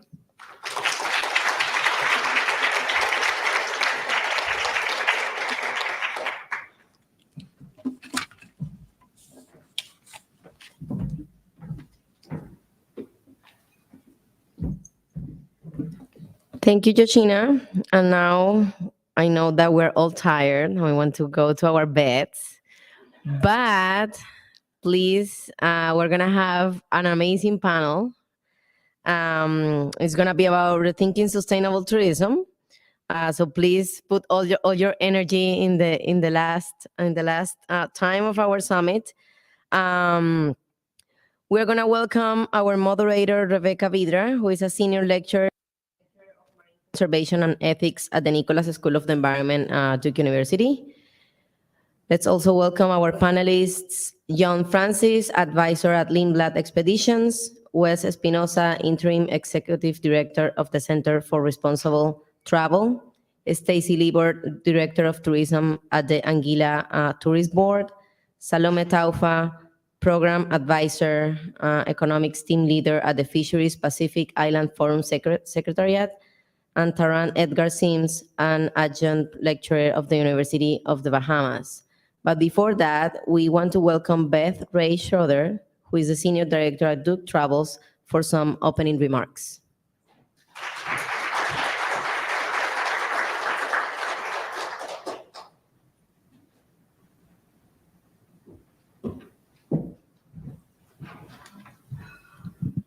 Good afternoon, everybody. My name is Beth Ray Schroeder, and I'm the Senior Director of Duke Travels, which is an educational travel and engagement and stewardship program at Duke University. We travel to about 45 plus destinations a year, and we feature Duke faculty on all of our programs. And we also, what people don't know is we do a lot with the Nicholas School, and we work to connect our brilliant Duke research faculty with our industry partners. And Lindblad Expeditions is one of our closest partners. Lindblad is a carbon neutral tour operator, and we have partnered with them on projects with the Nick School and students since 2018 in Masters of Environmental Management projects and also as client in classes.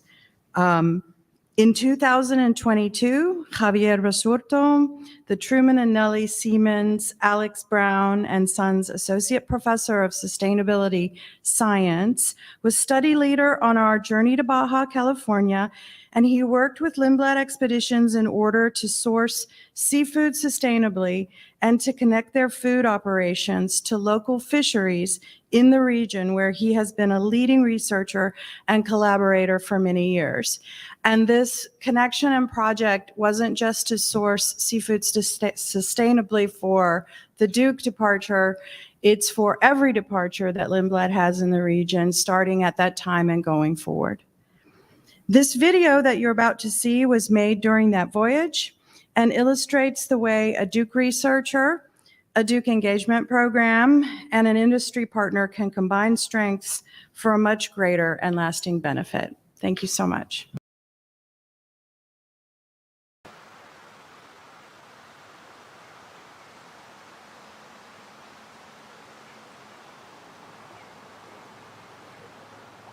My name is Javier Basurto. I'm an associate professor of sustainability science at Duke University, and I'm on the seabird in Baja California.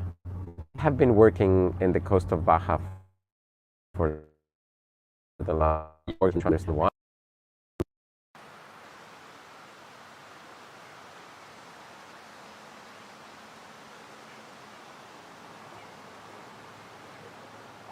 My name is Javier Basurto. I'm an associate professor of sustainability science at Duke University, and I'm on the seabird in Baja California. I have been working in the coast of Baja for the last almost 20 years, working with fishermen, trying to understand why some fishing communities are better able to engage in sustainability efforts and others are not. why some succeed and others fail. Here in Magdalena Bay, fishers are diversifying their source of income through participating in whale watching activities. They have formed a cooperative, and so that allows them to not only diversify their sources of income, but allows the clams and the fish to take a break, meaning the fishing pressure is reduced. And so there's a benefit for fishers and there's a benefit for the environment. Given that most of the fish we eat comes from small-scale fishing, it's important to understand how it's produced. It's not the same if the fish is caught using nets that are indiscriminate in what they target, or if the fish is caught with hook and line where there's almost no effect other than catching that fish. And so understanding the fish, how they treat that fish, how the benefits stay or not in the community of catching that fish becomes important if we are interested in sustainability, because sustainability has to be environmental and social as well. Responsible tourism that is more aware on asking for only to be served fish that was responsibly caught.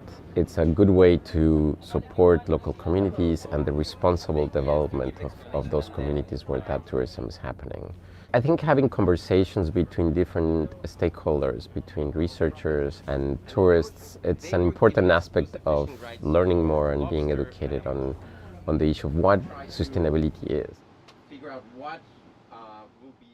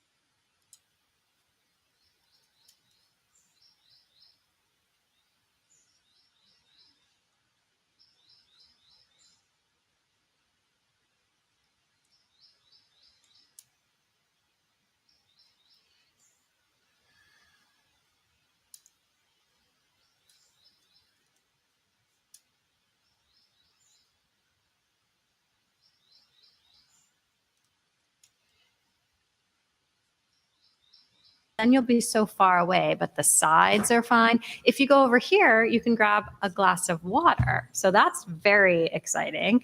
So getting up, stretching, moving, you won't distract us. And I think it might give you a little boost of energy because people have come from all over the world to be with us right now. So it's a true joy to be moderating this session. I am a replacement moderator. My name is Rebecca Vidra. I'm a senior lecturer of marine conservation and ethics, and I have a particular interest in sustainable tourism on the islands of Hawaii. And I am taking some students, I'm actually going tomorrow to learn about some new ways that they are managing tourist activities after COVID-19. So it's kind of fortunate that I'm here as the moderator.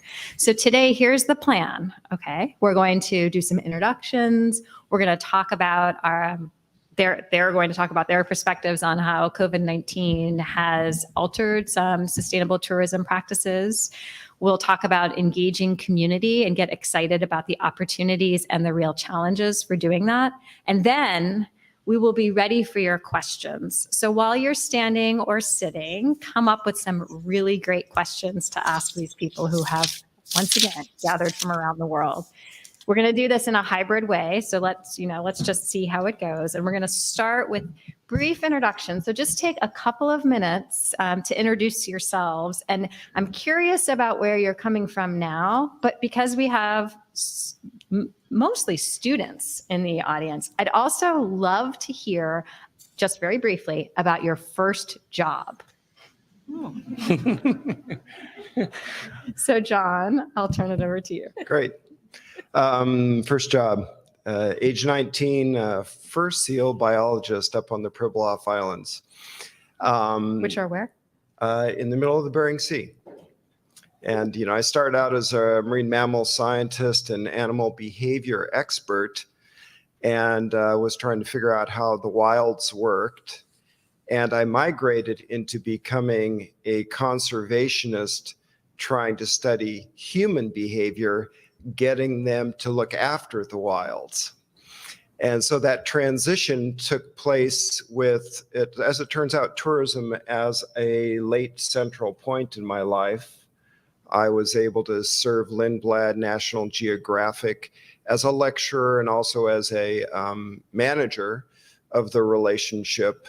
But also I got to oversee the Center for Sustainable Destinations at National Geographic, which was the birthplace of the geotourism concept. And National Geographic Society was hugely invested in sustainable tourism. And I realized, even though I was funding scientists, explorers, conservationists around the world with my grant programs, that conservation was best achieved, I think still, by tourism rightly managed, people voting with their wallet for the future of destinations. So I'm all about that now. I'm retired, but I'm completely invested in this dialogue about sustainable travel. Great. Thanks for being here. Stacy. That's a hard act to follow.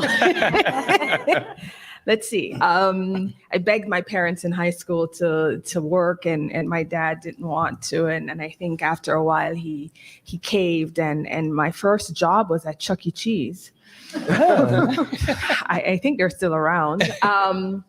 And what that job taught me was that I would never, ever again work in food service. But I found myself in another service industry, and that is tourism, right?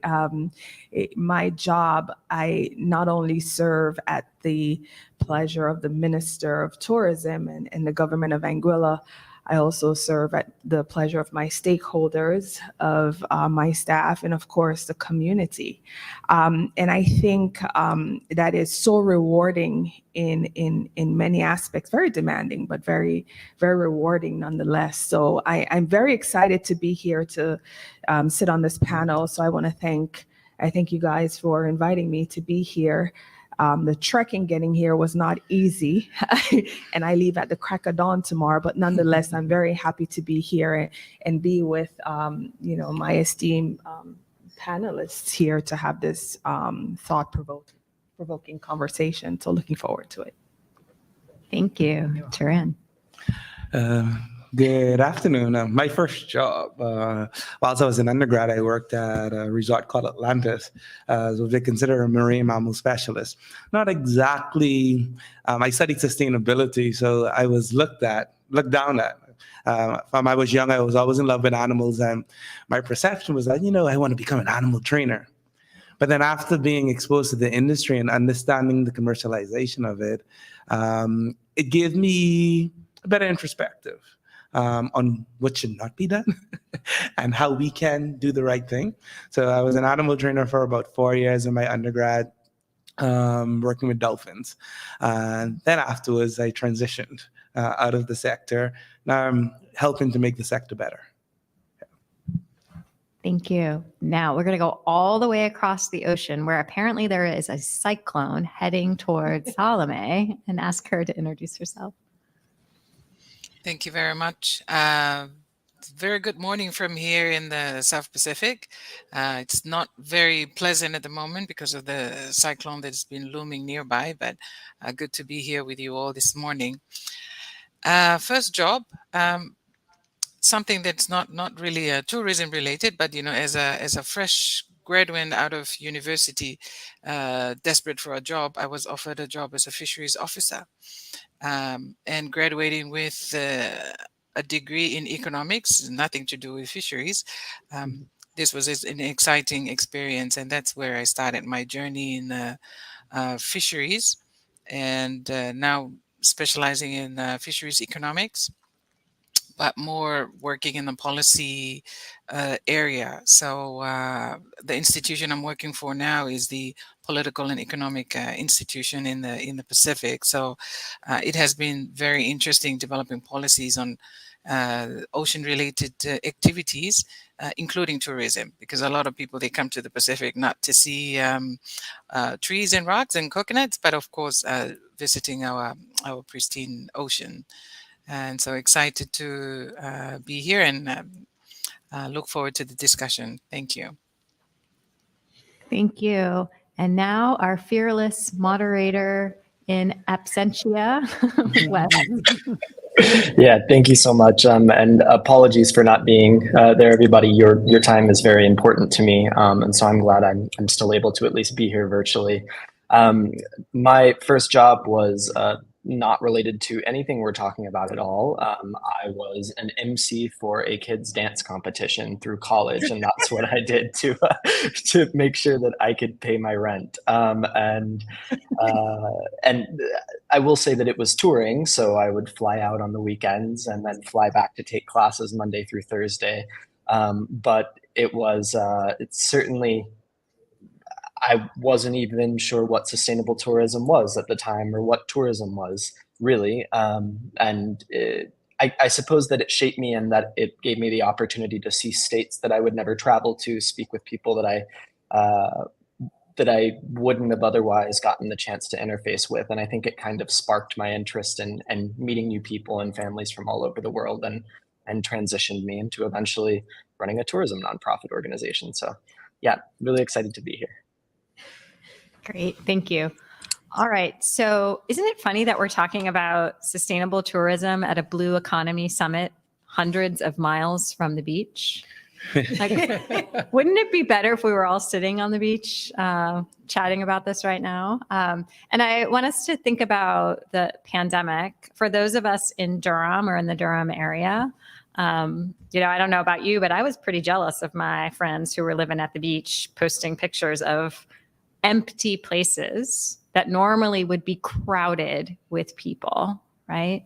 So COVID-19, as we all know, completely disrupted the tourism industry, and it's recovering in interesting ways in interesting places. So I would love to hear from your perspectives. What are you noticing as the potentially positive changes since the pandemic, and what are some of the remaining challenges? And let's go ahead and start with you, Wes, and we'll go in the opposite direction this time.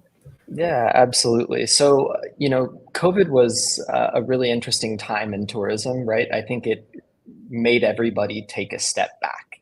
And it was the first time where, you know, besides being in crisis mode and dealing with a lot of internal changes at our organizations and businesses, et cetera, it was a moment to really rethink and re-strategize how we do tourism.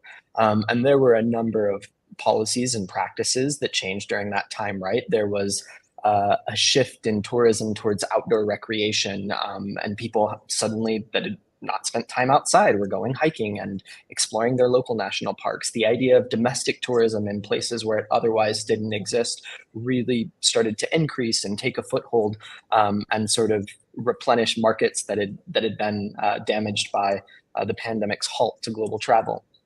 So it was a really interesting time. And I think, you know, from the nonprofit perspective, one thing that I've noticed is that since the pandemic happened, people are more willing to collaborate on initiatives related to sustainability. People are more willing to learn, and there are a lot more forums happening and commitments being made in regards to sustainable practices. You know, I will say that something that we've also noticed is that a lot of practices have started to regress, right?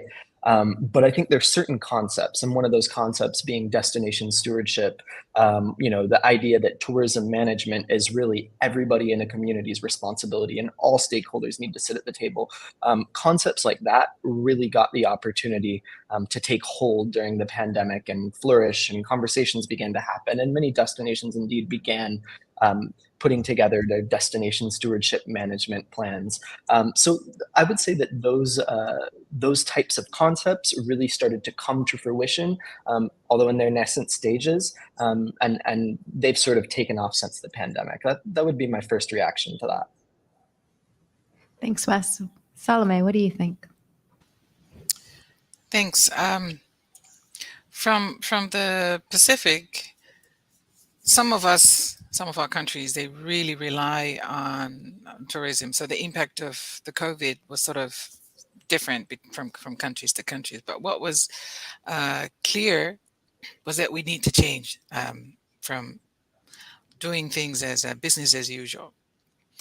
And like what Wes mentioned, is that now coming out of the pandemic, people realize that there's a need for them to really work more cooperatively.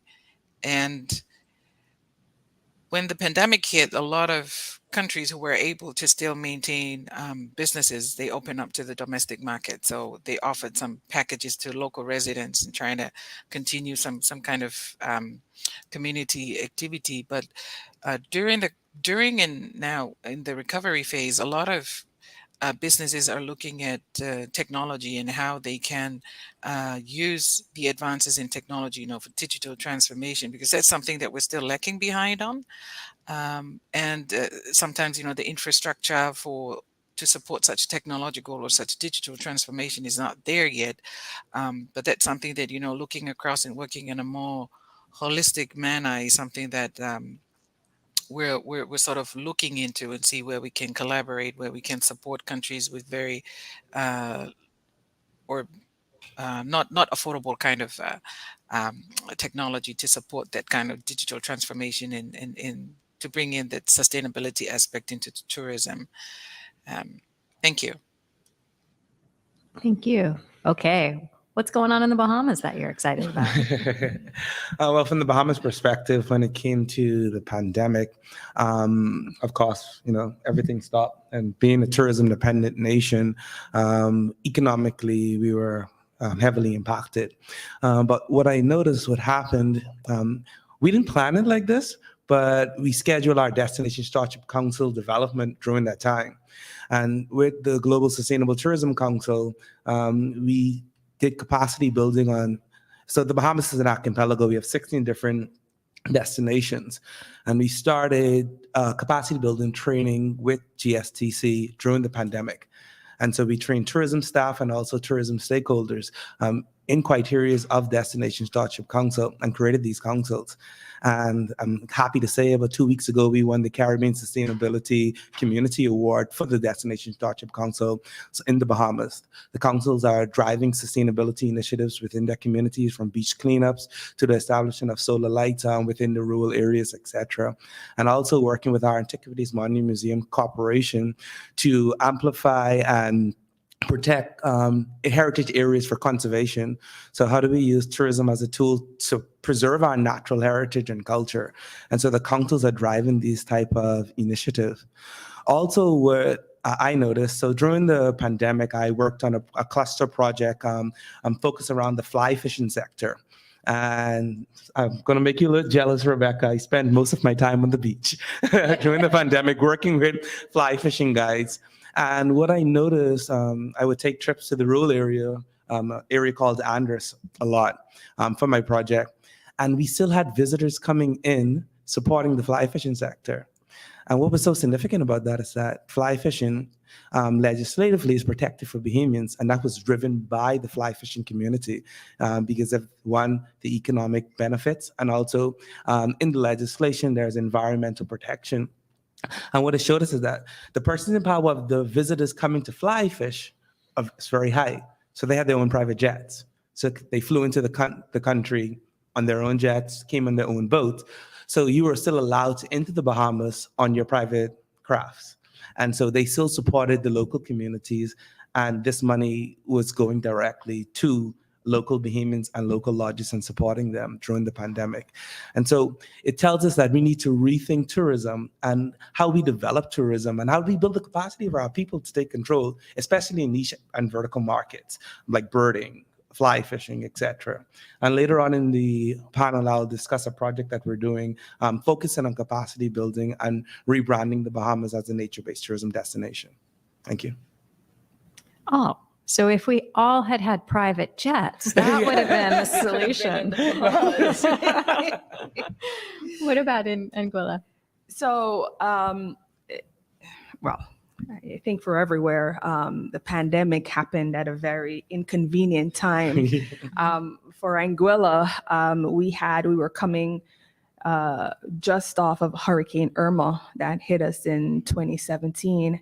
And so 2019, we saw our best numbers to date in terms of arrivals and revenue, and 2020 was shaping up to beat 2019 because 2019 was the year to beat. And then we went into complete lockdown in the beginning of 2020. And things quickly shifted for us because now we have a lot of, mom and pop restaurants and businesses, and how are they going to keep the lights on? They were not run by a corporation, so they didn't have reserve funds to be able to, pay their staff for, let's say, 6 to 8 months while we figure out what we were going to do.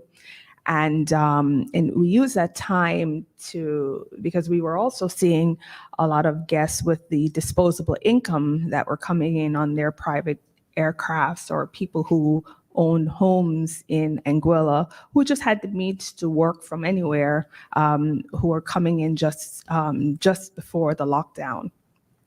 And so we had to think about, okay, how do we, reopen safely, because again, we're a small destination, 35 square miles. We don't have the infrastructure in the event we had a community outbreak. So we went for a year without any cases of COVID.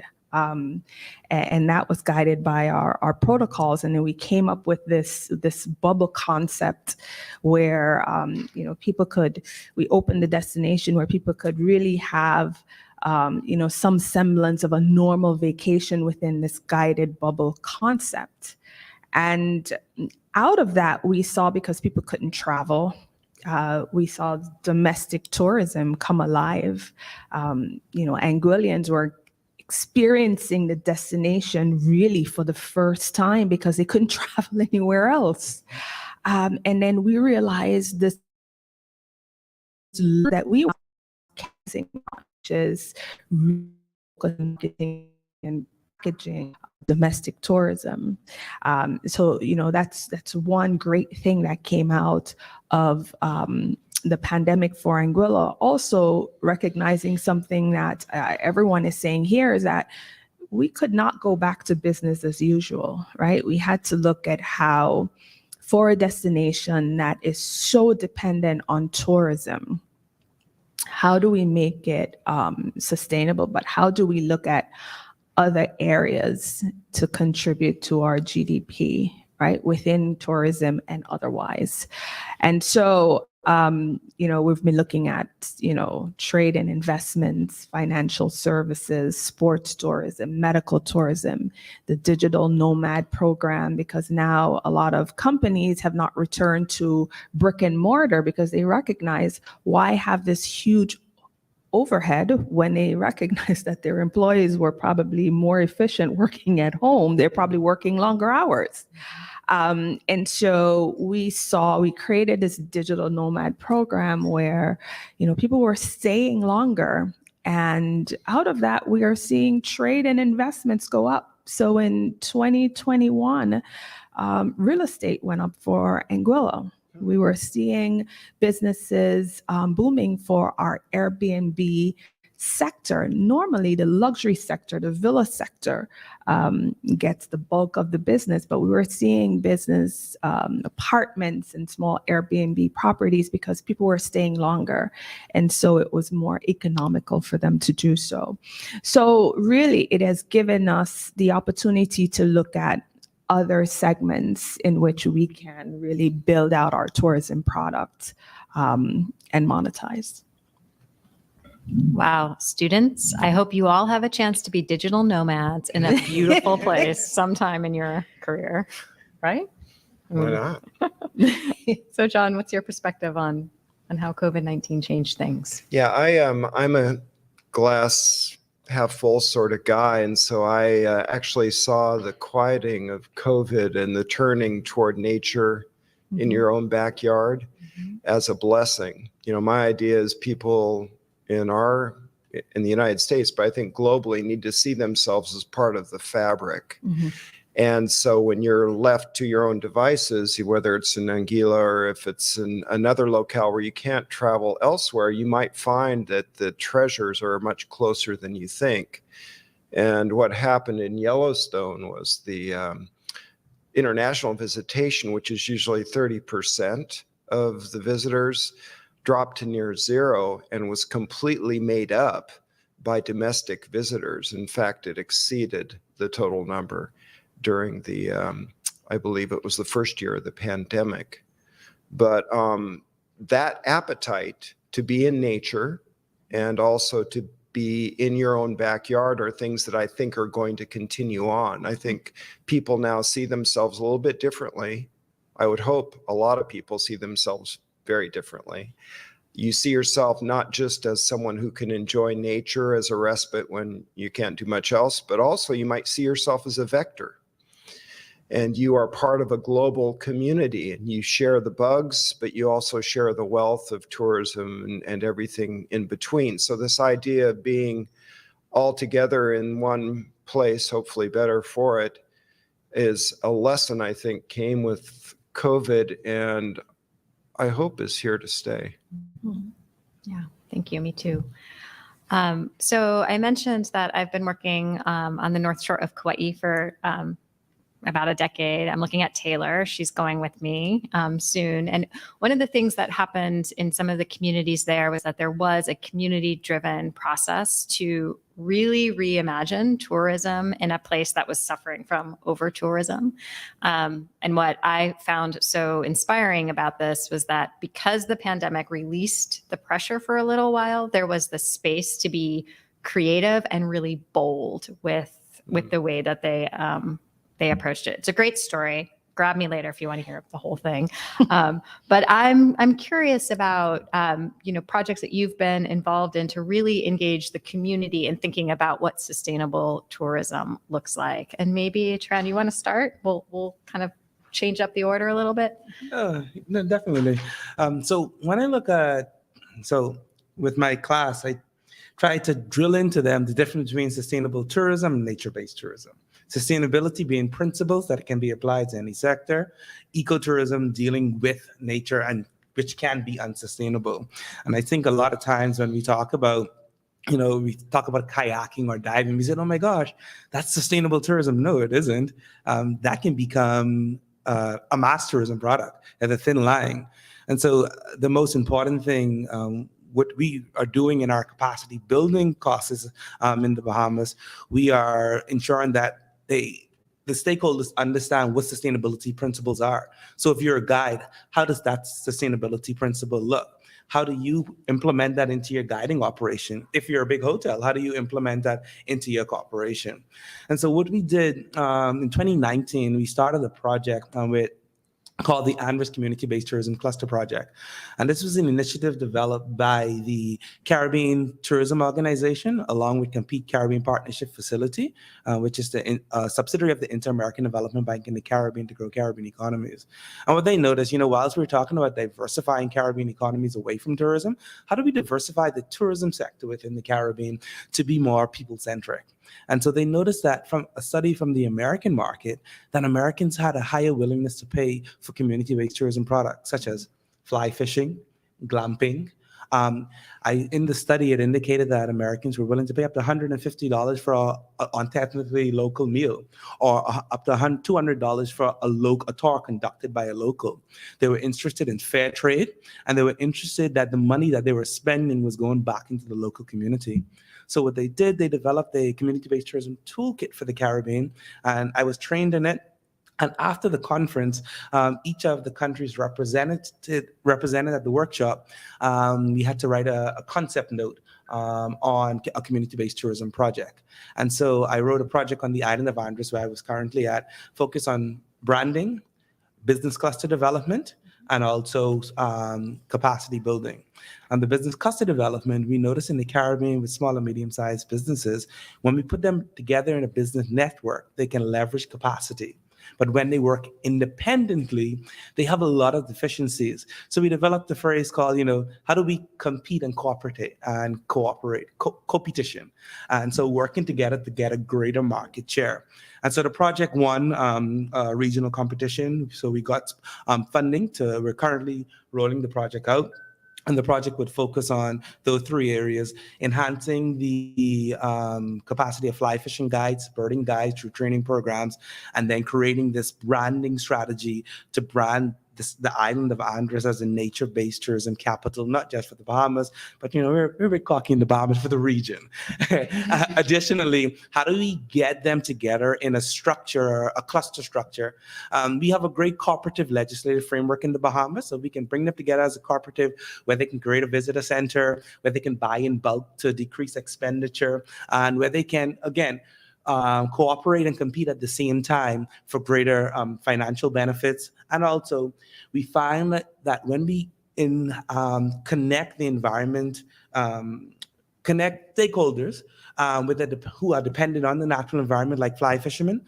If there's no mangroves, there's no bonefish. If there's no forest, there are no birds. So when we connect them with nature economically, we also provide more environmental stewards, because they are more keen to protect the environment, which their sustainable livelihood comes from. Thank you. Great, thank you. Do you want to talk to us about an example? Yeah, sure. So we looked at the trends coming out of the pandemic and what traveler sentiment, what they were looking for, because I know things change, right? Travelers were looking for, whether it's health and wellness, adventure, and much to what Tehran just mentioned, we recognize that 61% of travelers stated that they would pay more for a destination that was focused on sustainability. They were prioritizing destinations and activities focused on environmental, sustainable, and local community investment. Listen, it's a state of mind. We recognize that it was a state of mind, and we needed not only stakeholders, but the community to also buy in. And how do you get people to buy in than to incentivize, right? Come up with something that would incentivize them to do so. And I have a little cheat sheet here because for more information on what we did, because we just launched this last month during Anguilla's Blue Week. We launched the Environmental Stewardship Program. And this program aims to encourage tourist-based businesses to be good environmental stewards. Businesses participating in the program are eligible to receive some sort of a seal of approval from the government of Anguilla that they can advertise through their marketing materials, through online. And this is something that we recently rolled out. So we haven't really kickstarted it just yet. We're hoping to do so in the next few months. But we think that this is a great starting point to let our visitors know that Anguilla is moving towards a blue-green economy. And these are some of the ways that we're doing so. And we're doing it in partnership with our stakeholders, both private and public sector, and the communities coming together to really roll this out. Well, if you need any help with the logo, I don't know if you guys saw the stickers. These students can make some nice stickers. So just in case. Should come up with a competition. Yeah. Maybe a trip to Anguilla for the best. Ooh, there you go. Logo Okay. design. We're working it out over here. Ms. Salome, could you tell us a story from your perspective on this community engagement piece? Thank you. It's exciting to hear some of these experiences at the national level. A little bit of just a background to the work we do. We're a regional organization and a policy one. So it's looking at not just specific sector, but looking at the whole different sectors, particularly in relation to the economic development. So with that brief background, last year our forum leaders endorsed what is called the 2050 strategy for the Blue Pacific economy, Blue Pacific continent, and part of that implementation plan for that strategy is a Pacific regional economic Pacific roadmap for economic development. Sorry, and in that roadmap, there's a specific goal there to harness the blue and green economies. And so we're looking at that. The other goals are also very much linked where tourism is cross-cutting, but it's also very much relevant to tourism. And that is building economic defenses. We're looking at diversifying and growing the economic pie, as well as future-proofing. And then the fourth one is that, of course, the blue and green, harnessing the blue and green economies. Now, from the activities that we do in developing these policies, we try and take a very inclusive approach. So that's where we always have consultation with our key stakeholders, and also ensuring that we work with non-state actors, with civil society groups. And so we're talking to even communities and most importantly, our private sector as well. So I think the approach that we're taking and something that we've learned is that we don't just take these policies that are already well written, but get these different stakeholders involved in the development, and in the design of some of the policies, particularly in sharing of the benefits. Oftentimes, we just look at how we're going to develop mechanisms to bring in the benefits, but also sort of not being careful about how we're going to share those benefits in an equitable manner, because a lot of times these are resource owners that are not often participating in some of the economic activities.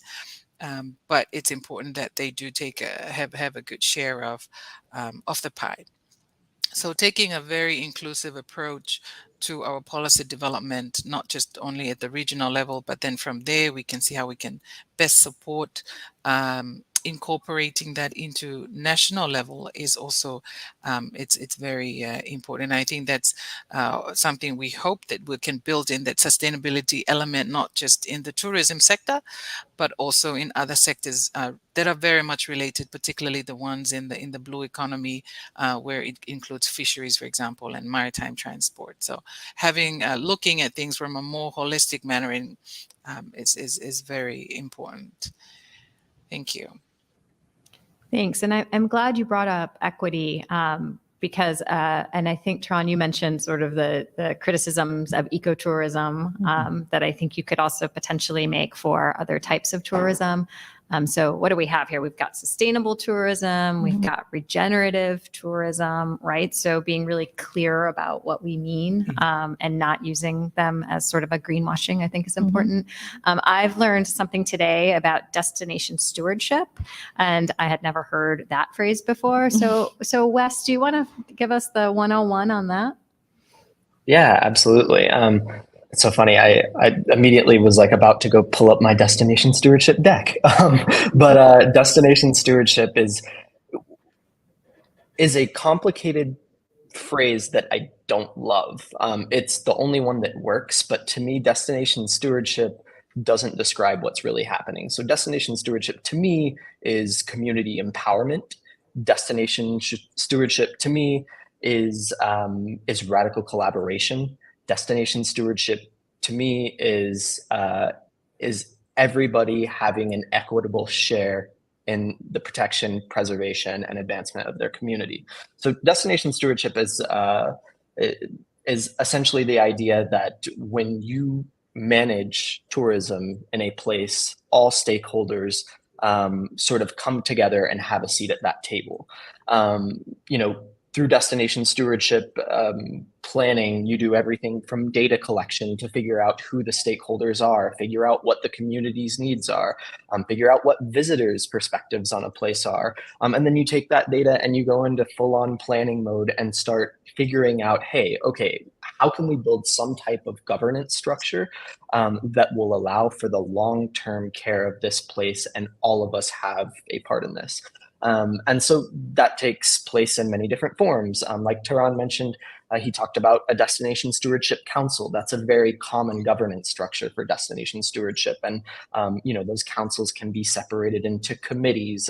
You can have the Ocean Conservation Committee in a destination stewardship council. You can have an executive committee, etc. But that's not the only way destination stewardship works. Sometimes it's not so formal. Sometimes the destination is smaller. And so one example I'll give is a program that Crest has. It's called the Torres del Paine Legacy Fund, which I also ran for several years in Chile and Patagonia. And now this initiative has turned into essentially a program that mobilizes human and financial resources for the principal protected area that visitors come to down there, which is Torres del Paine National Park, but also has become a really solid force for community development. Everything from providing microgrants to sustainable tourism initiatives to bringing stakeholders together to conserve endangered species. And it's a program of a nonprofit organization. It's locally led. And so a governance structure doesn't have to be one way, right? But the important thing about destination stewardship is that everybody comes together. You're inclusive of all. And I loved what we just talked about related to inclusivity. And that you really listen to the community and you really listen to what the community's needs are and give them the opportunity to share how tourism has positively and negatively impacted their lives and what they see as the future of their home and how it should be protected. When you get all of those perspectives, you'll find common ground and you'll plan ahead to ensure that your destination can be more resilient.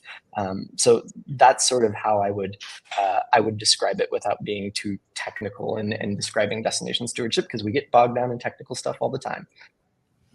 Thank you for that. And John, I see you nodding. And we just saw this beautiful video that Beth played of Javier, our dear friend Javier, on a Lindblad expedition, right? There was the connection there. So do you have another favorite example of how Lindblad's worked with Well, I do have a sense of pride working with Lindblad and National Geographic, because there's a lot of giving that goes on with every visit by a Lindblad National Geographic vessel, and you get to see the result of $2 million a year that's spread around the destinations that the boats visit.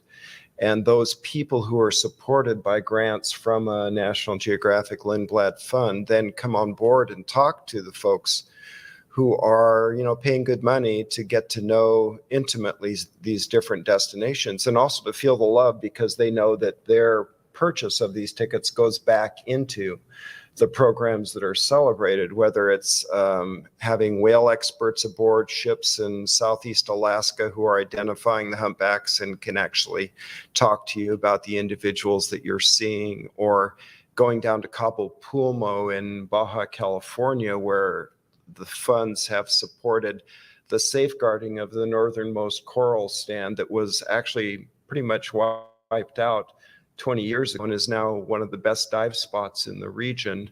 You go down to Antarctica and you see killer whale experts that are identifying these different morphotypes for different kinds of killer whales that are now being studied off the ships, and the information is shared with travelers.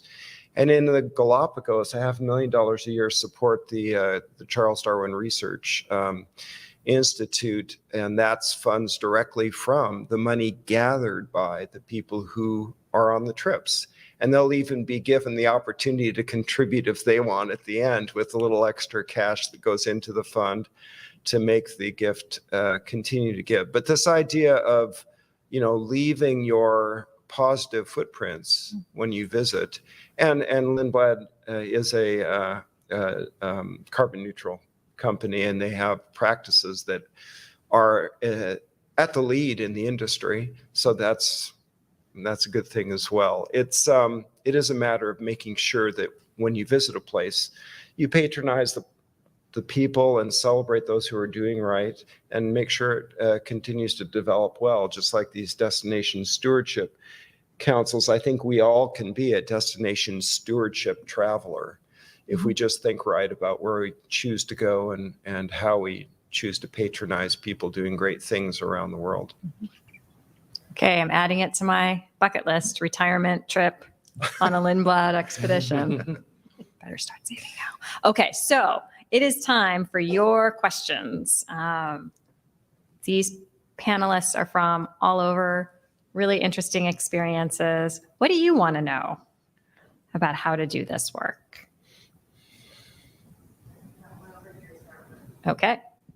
Hi, thank you for sharing your perspectives and experiences. I love how we're, discussing COVID, a crisis, plus an opportunity of, sustainable tourism. And I'm just very curious to know, based on your experiences from COVID, what do you think if we ever have an upcoming crisis similar to COVID, do you think that these sustainable tourism initiatives could come off as, safety nets for sustainable fisheries in the same regions? Because I feel like in crisis, usually these domestic markets can come as, a savior for sustainable tourism. But then what about the sustainable fish? What about the small scale fishers who oftentimes in, developing regions, they don't really have safety nets created by governments to rely on. So do you think sustainable tourism initiatives could come as a savior? Anyone want to take that one?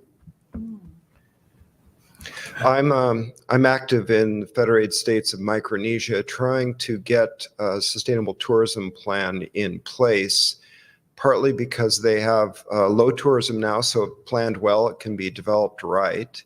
And secondarily, because fisheries is a primary revenue source, and I think that needs to be diversified. If you create a dependency for tourism and then you have another pandemic, well, then of course you might wish that it wasn't so.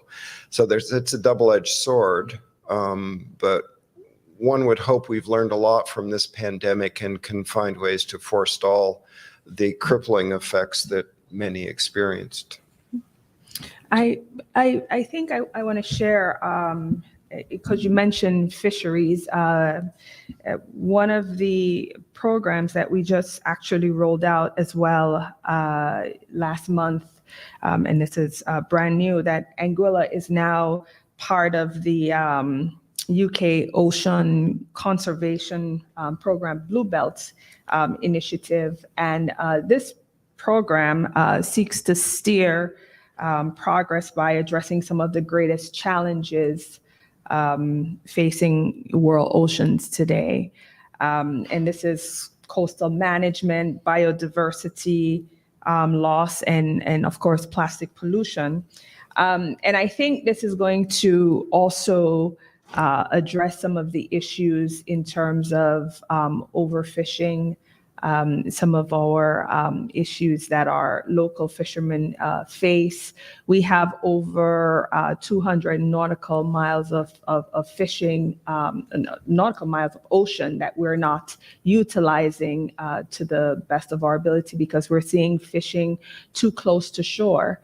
And so this Blue Belt program under the guidance of the UK will assist us in understanding what we have, assisting fisher folk, and hopefully something will come out of this in terms of our fisheries and seeing how that can be also a revenue generating economy for Anguilla.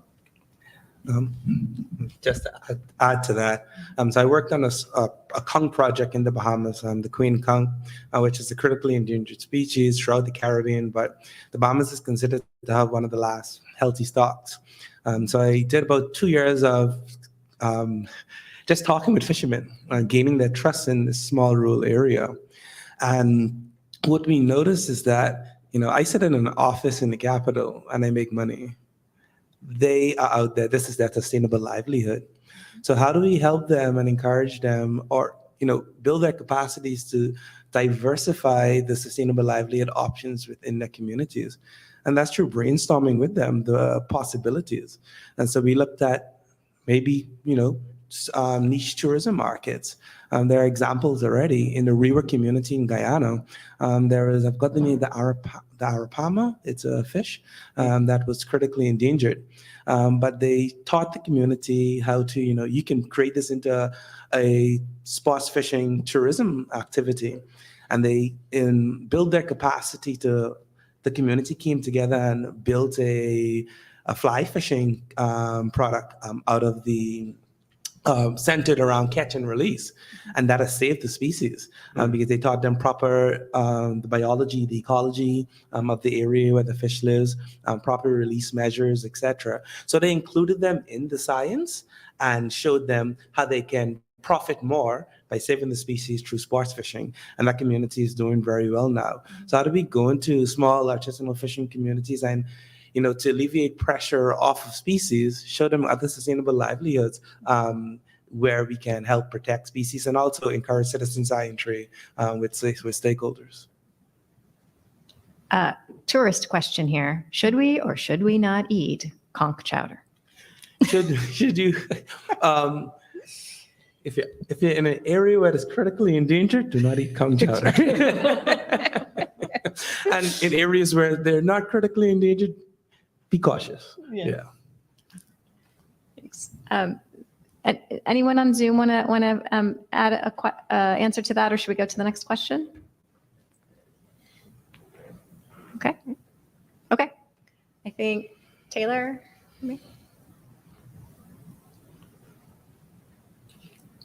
Hi. Oh, here we go. Okay, now I can hear you.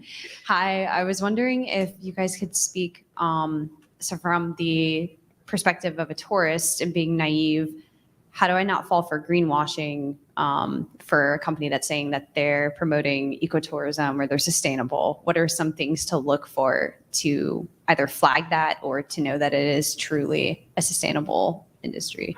Mm-hmm. Okay, Wes, you got this one? Sure. So I have a thought on this because this question comes up at panels all the time, and I just have a different thought, and I'd love everybody else to chime in. But one thing that I personally do, there's no research behind this or anything. This is just something that I recommend people do, is when I go and visit a destination, I look up a local nonprofit organization, right? And maybe they work in sustainable tourism, maybe they work in conservation, maybe they work in whatever it may be, that's somewhat affiliated with sustainable tourism. And I look to see who their partners are.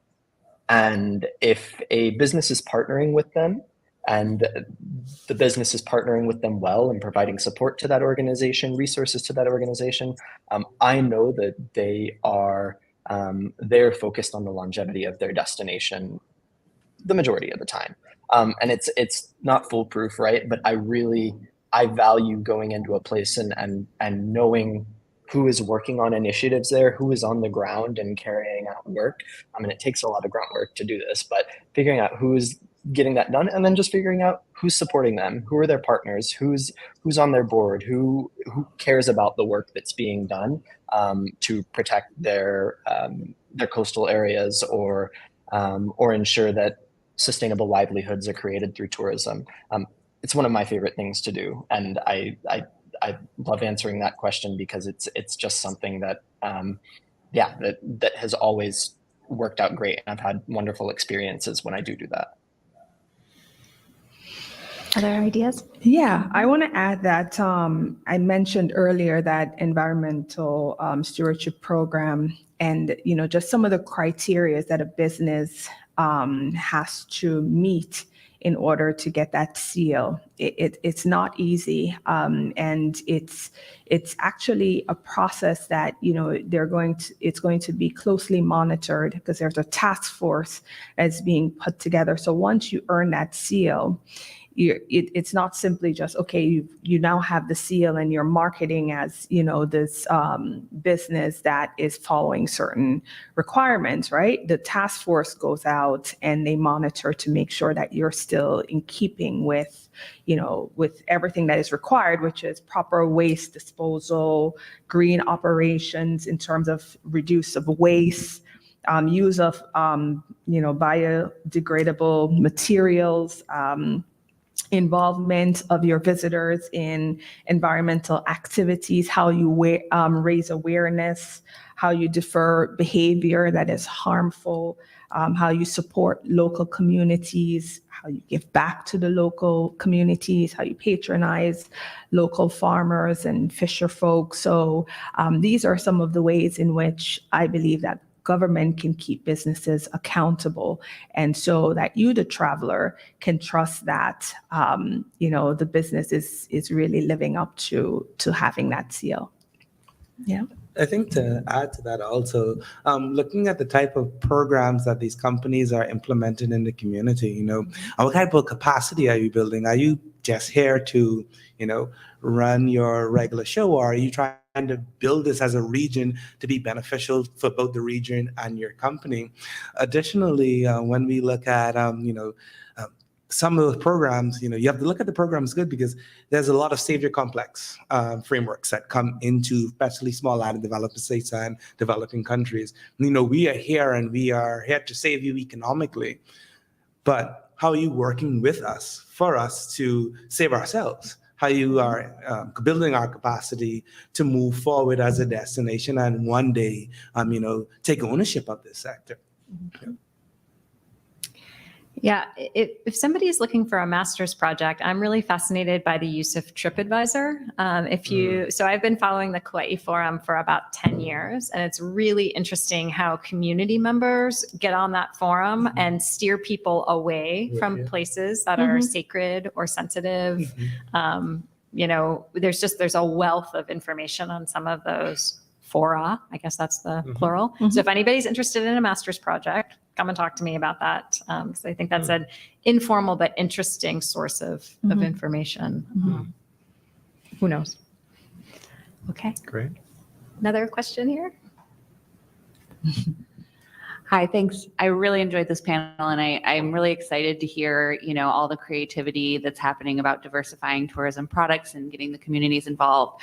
But at the same time, we are living in a space where mass tourism still exists and isn't likely to go away anytime soon. And so there's concerns there, of course, about leakage and about how much of that revenue is actually going into the community. So I'm wondering if any of you have ideas about creative ways that we might, and Sharon and I have talked about this a bit, but I'm interested to get everyone's perspective on creative ways we might work with the mass tourism industry and use it to enable some of these alternative practices as well.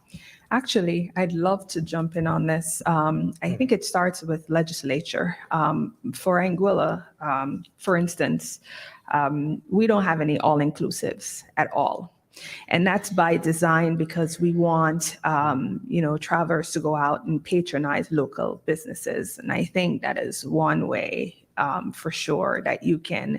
And again, I guess it speaks to the destination safety as well, right? Because if you don't feel comfortable to go out, I understand that's why some of the destinations, as a matter of safety, would want to keep, guests in-house. But I think that when you limit guests' movement, they don't really get to experience the culture. They don't really get to put that money back into the community. And so again, because we're a small destination, and I applaud our government for doing that and sticking with that. We also don't allow large cruise ships because again, our infrastructure doesn't really lend itself to that. And we have not developed a framework in terms of waste disposal. And so how would we manage that? Again, small destination, 15,000 people reside there. We get about just under 2019, we saw about 100,000 visitors. So we want to make sure that we have to look at protecting our marine life as well. And we also have to make sure that you're not sending your youngest born out at 6 a.m. to hold a beach chair because, because of overcrowding. So I think it has to start from the government standpoint in terms of legislature. And that's something that we've done in Anguilla. I don't know about what you guys are doing in Bahamas. Well, in the Bahamas, we do have all-inclusive, but most of our resorts are exclusive.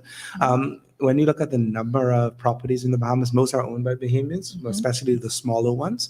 So that question fringes on in the next week, I'll be moving into corporate sustainability in the hospitality sector at one of the region's largest resorts called Bahamar. And I've had very interesting conversations with the CEO and president, who is very keen about sustainability. And it's came from a sustainability background. A lot of my advisors were like, you're going into a corporation with sustainability. But, again, as I said in my introduction, sustainability, there are principles that can be applied. Mass tourism isn't going anywhere. But how do we infiltrate the system and create, as me and Emily were talking about, instead of leaking outside of the country, how do we steer that surplus of revenue back into the communities? And it's, having somebody who understands sustainability and economics. If you look at the market now in tourism, people want to be integrated in local cultures. They want to be in their environmental bubble, but they still want to touch the local culture. And so how do we get these big properties to integrate the local communities to add value to their products? And the plan for the resort is to create programs where their visitors can interact with the local community through building local community capacities to develop heritage, nature-based tour businesses, and we integrate them. So, for example, we have bespoke experiences. So if you're staying at Bahamar, you can still take a seaplane into flats in Andros, take a tour in the mangroves. Not only do you get an experience, but you support the national parks. You can go fishing and you fly back that day. So creating these bespoke experiences, responsible tourism experiences, to add value to these large corporations and showing them it's a win-win situation. The community wins, the environment wins because you pay to get into the park, and also your guest leaves with a satisfactory experience. There are books written about over-tourism and the effects of these growing numbers. We were at 1.5 billion international arrivals in 2019. That dropped to 400 million, then went up to 490, and now is 900 million for 2022. And it's going to recover back to 1.5 plus in maybe 3 or 4 years. So it's not going away. And, if you look at the solution sets for over-tourism, one of the common possibilities is to distribute the load. So in the national park system, for example, you have the big Y parks, Yosemite, even Yellowstone, then you have Acadia, where they're starting to have lottery entrances and very limited parking. And at the centennial of the park system, 2016, they actually had a Find Your Park program, which was partly designed to get people looking at their own local national parks and to look at the now more than 500 national park units as a much broader resource. You don't have to go to Sequoia or to Carlsbad Cavern. You can go to one of the lesser visited ones. So that's one thing I have to say about spreading the wealth. And going off your resort comment, I'm thinking you could skip the big buildings and go directly to smaller providers. I point you all to Raja Ampat in Western Papua and an organization called Raja Ampat Homestays. There are over 100 basically small cabins, shacks you can stay in that are hosted by locals. You get local food. It might help to know Indonesian in some of these settings. Price is cheap, $20, $30, $50 a night. And they actually get to benefit from the cultural exchange.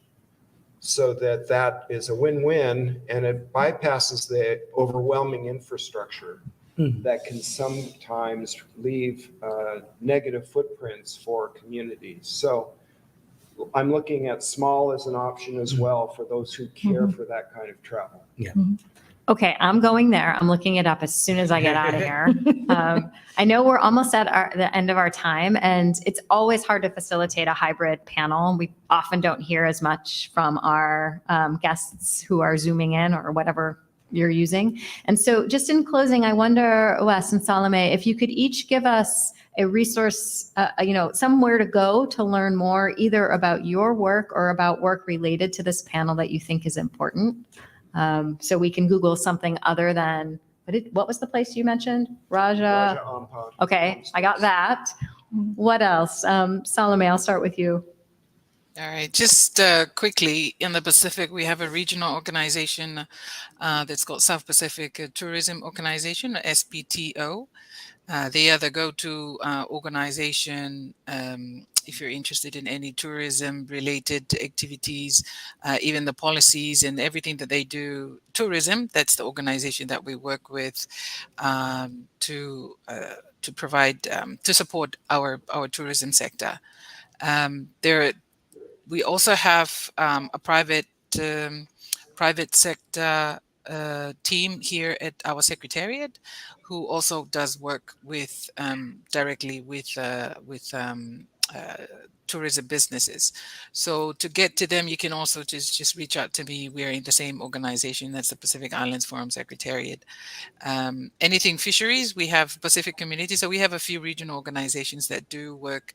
And, these are all cross-cutting areas, including fisheries. So we have a Pacific Community, or SPC, as well as a Forum Fisheries Agency, or FFA. So these are regional organizations that can provide you more information. Thank you.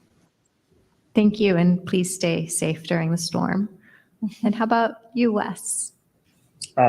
Yeah, first of all, I just want to compliment that I thought you did an amazing job with this hybrid panel. So thank you. I feel like I was there and included, and I just want to thank you for that. But I would just add on and say that, there are some amazing search engines out there that you can use. Kind Traveler, one of our board members, started a company called Kind Traveler, and they do a really amazing job of partnering both with hotels committed to sustainability principles, but also local nonprofits, so that every hotel you book, you're guaranteed to also donate and have a positive impact on a local organization there. In addition, CREST, the Center for Responsible Travel, we have a lot of different places where our work is published and talked about. We're a part of the Future of Tourism Coalition, which has 6 different nonprofit organizations from around the world involved. We're focused on big issues and advocacy on things like climate change. We are led by 13 guiding principles, and tourism practitioners are welcome to become signatories to those guiding principles. In addition, CREST is developing a resource center that we'll have online that will touch on sort of different segments of our work, like destination stewardship.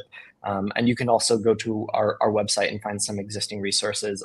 We have a whole book that we wrote on over-tourism by our founder, Dr. Martha Honey, and one of our previous employees, Kelsey Frankiel, along with a whole host of other collaborators from destinations around the world, and bringing sort of case studies on over-tourism and what that balance is in over-tourism, right? So I encourage you to engage with us, and there's at the end of the day, tourism sustainability will always have greenwashing in it somewhere, and I think it's important to remember that it's not just about sustainability. Tourism is about community, and tourism is neither good nor bad. Tourism is, and I think it's just important to always keep that in mind, and that it's up to us as practitioners, regulators, and travelers to sort of come together to find a common solution. Well, that's a wonderful way to end our panel. Thanks so much. Yeah, that was great. Thank you.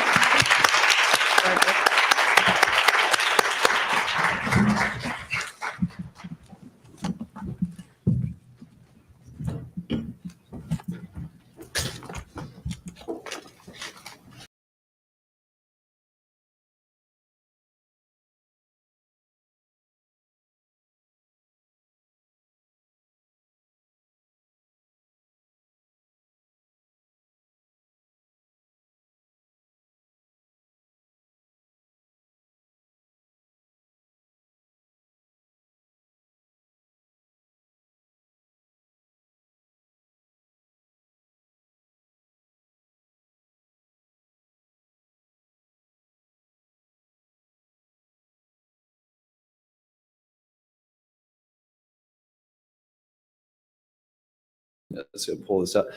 So I have both the honor and the impossible task of trying to close this out and summarize all the